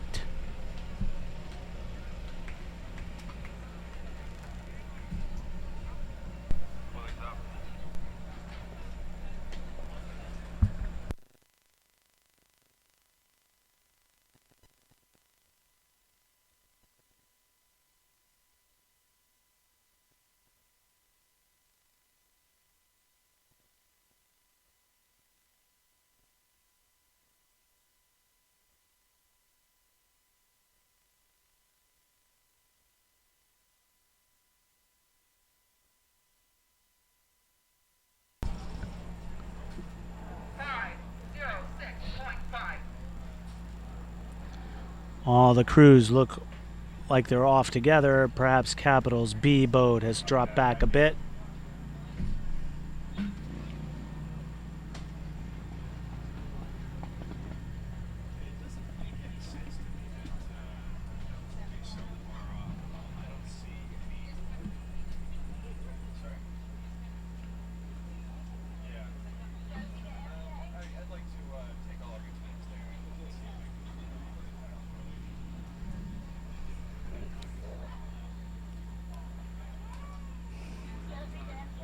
Looks like the Capital A crew has taken the early lead as they approach 500 meters, with Lincoln Park and CRI in second and third. But the Capital A boat looks to have nearly half a length at 500 meters over Lincoln Park and CRI, with Alexandria and then Chicago and then Capital B. So 2 crews from the Chicago area, Chicago and Lincoln Park, and 3 crews from the DC area, Alexandria, Capital A and B, and then CRI from the Boston area.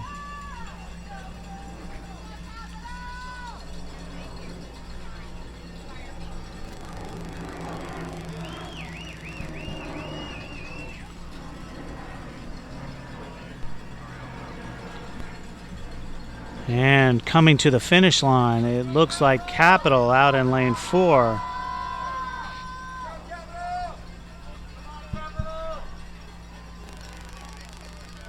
With Lincoln Park chasing them. And then CRI.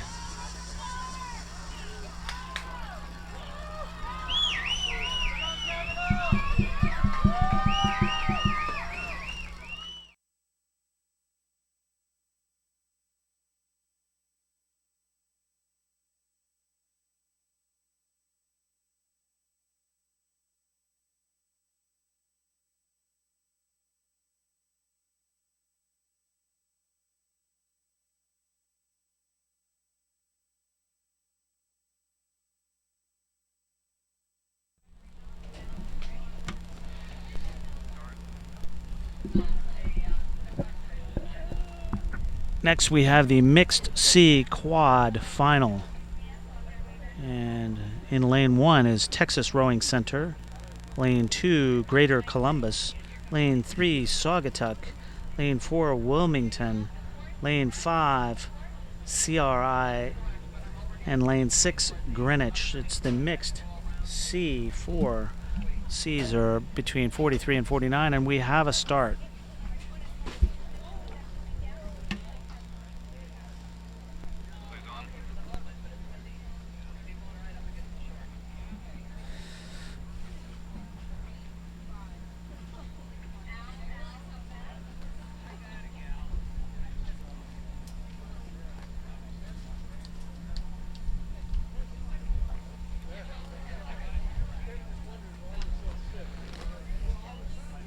Mixed quads.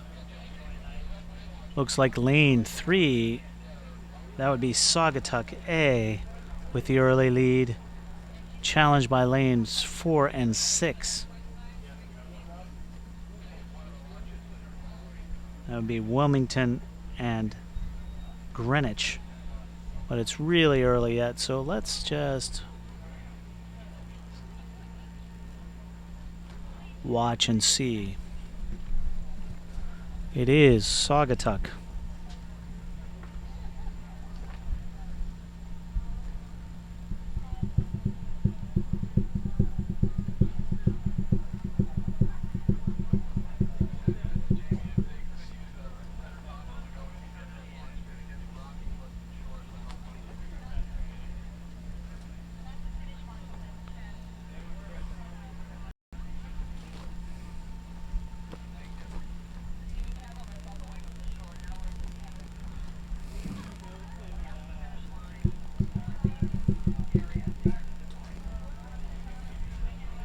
And there is the leader, Saugatuck. Comfortable lead. Half a length open water over Greater Columbus. And right on Greater Columbus is lane 4, Wilmington. Then lane 6, Greenwich.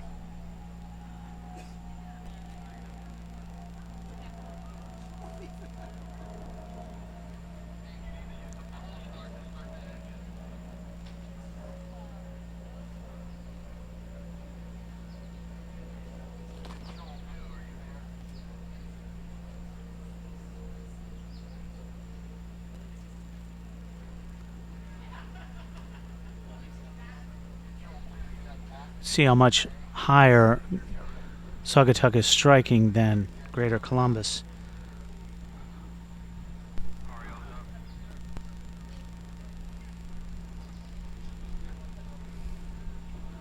And as we come to the finish, it looks like Greater Columbus is going to take second.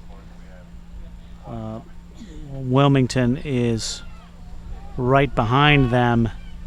Then on the outside is Greenwich, but Saugatuck for the win.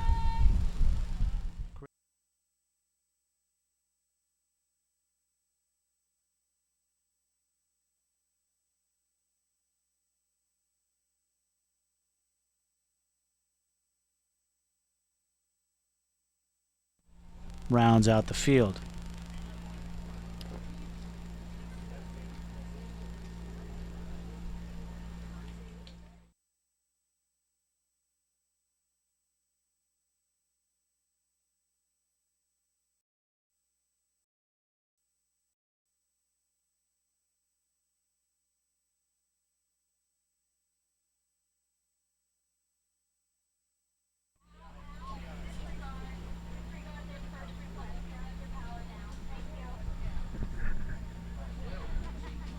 Next race up is was stopped,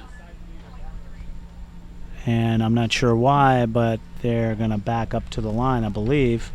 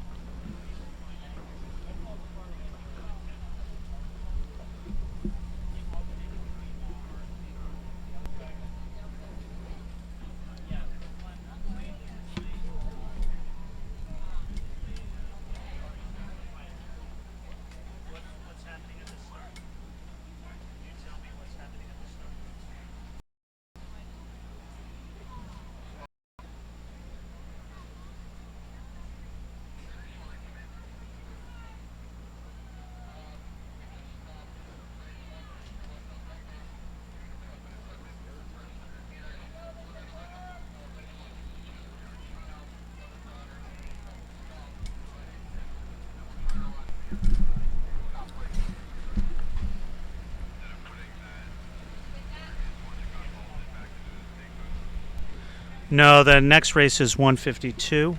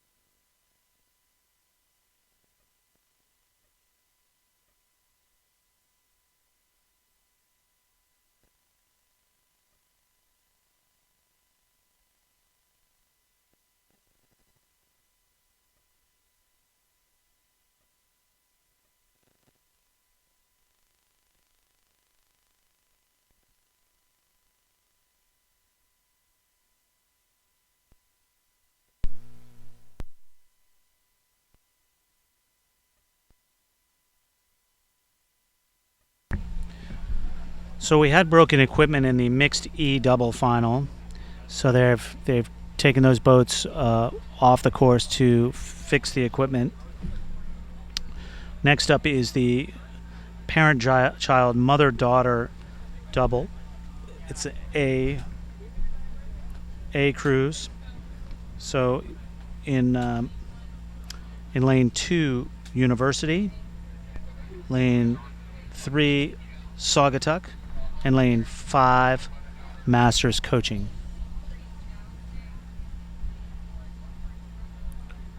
So it's the mother-daughter double, A category. So average age 27 to 35.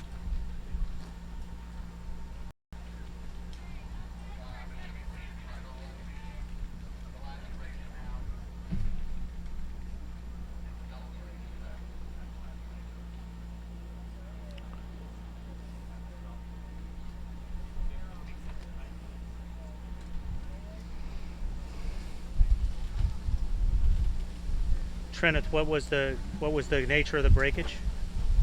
Do you know?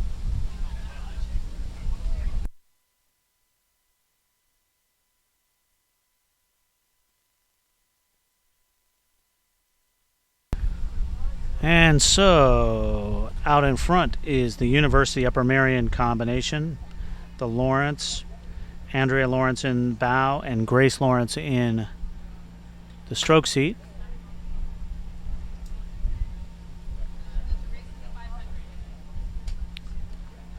They are in lane 2. Lane 3 is the Saugatuck crew. Quincy Cuthbertson and Suzanne Dodge. There's a great shot of the University Upper Merion crew.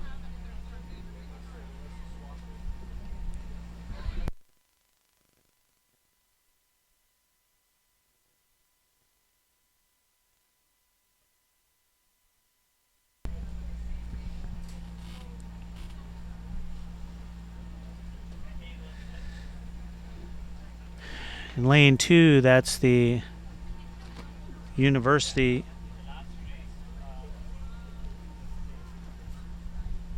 Upper Merion combination crew. There's lane 3, the Saugatuck crew, Cuthbertson and Dodge.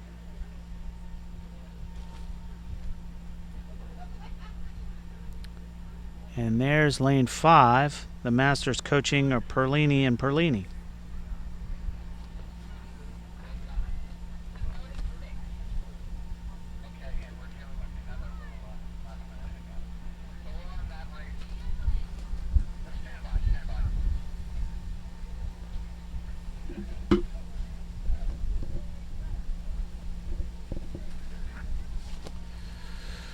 And a bit of a parade here, but that University Upper Marion combination crew, Lawrence, Andrea Lawrence and Grace Lawrence, looking really sharp.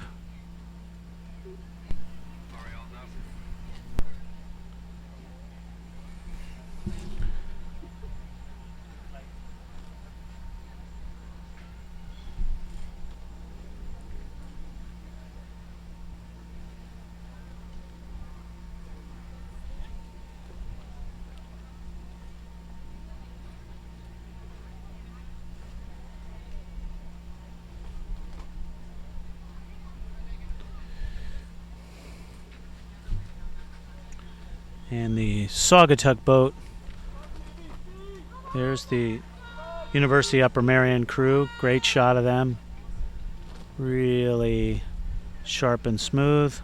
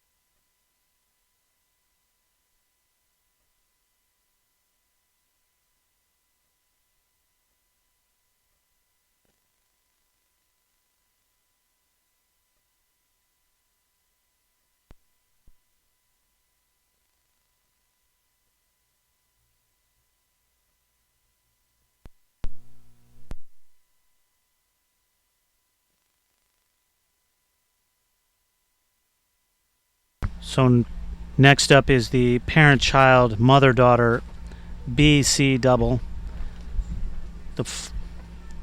In lane 1, Pelham. Lane 2, San Diego. Lane 3, Severn River. Lane 4, Maritime. Lane 5, Vesper. And lane 6, Vesper River City.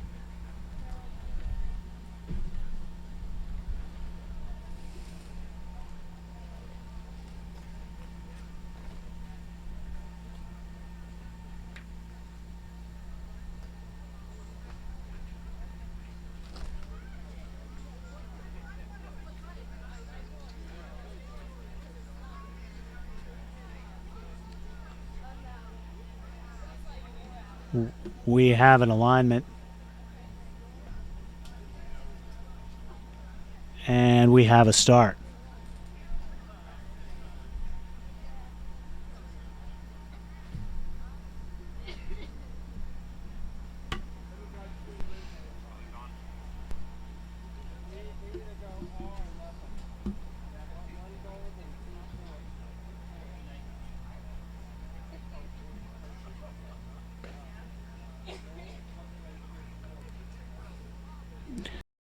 I tell you, these mother-daughter doubles look pretty sharp coming off the line.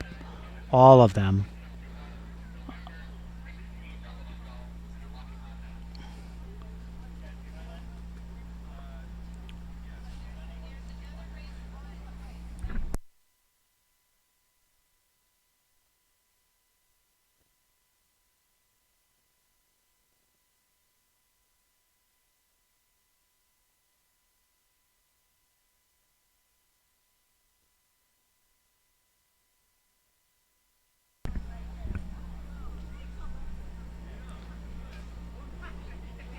It looks from this vantage point like lane 4, Maritime, is out front. The Critchko, Kalia Critchko in the bow, and Leslie Critchko in the stroke seat.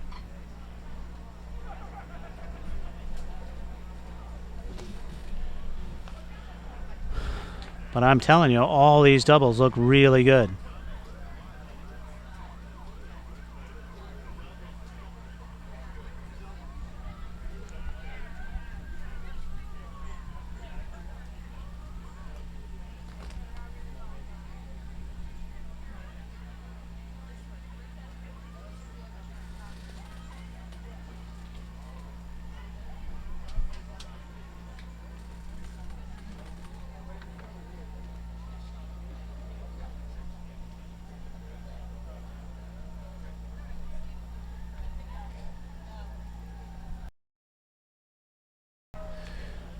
There they are, the maritime crew.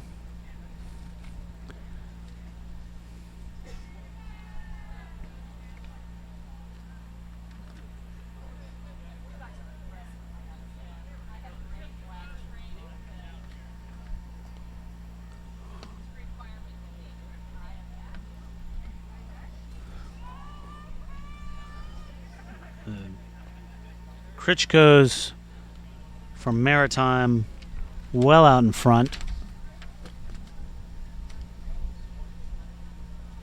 And you see in the foreground lane 1 crew from Pelham.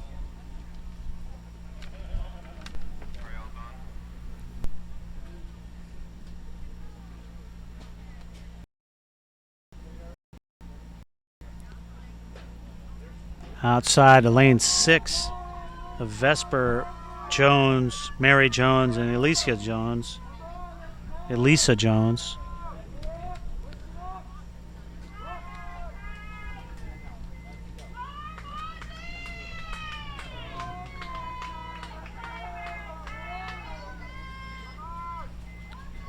A Maritime double looks pretty sharp.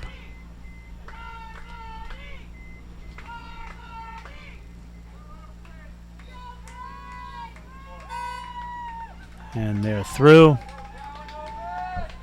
And looks like Vesper, River City in second.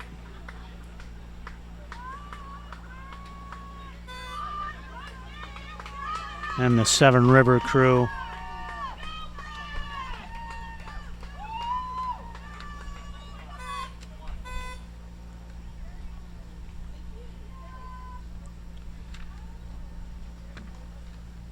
Pelham, San Diego.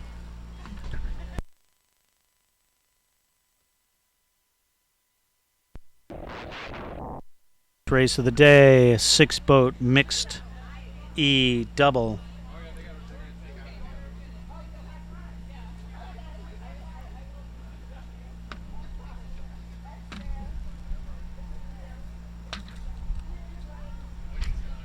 In lane 1, New Haven, lane 2, University, lane 3, Dallas, lane 4, Oak Ridge Rowing, lane 5, Malta, and lane 6, the Washington Rowing School.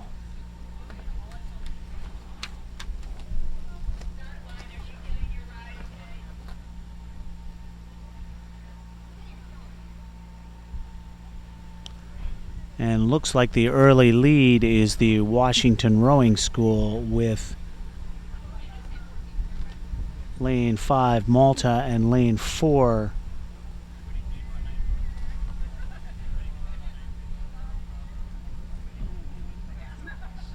Oak Ridge right with them.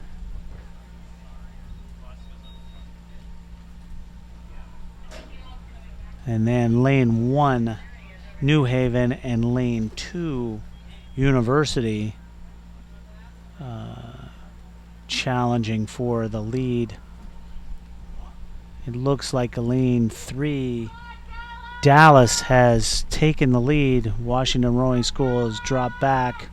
They had a good 500 meters, but now lane 2 University is trying to challenge Dallas for the lead, and they may be walking through them.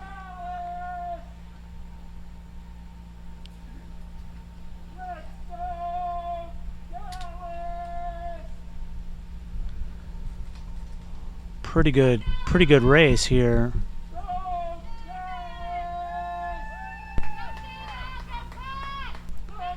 No crew. Lane 4 crew, that would be Oak Ridge has dropped back, but everybody else is right at the lead. Looks like, wow, I can't tell. I would say Dallas, but it's pretty tight racing.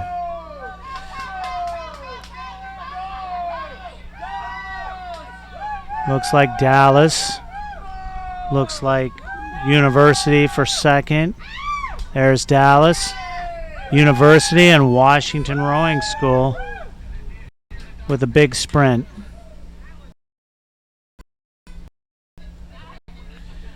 That wraps up racing for today. We'll see you tomorrow.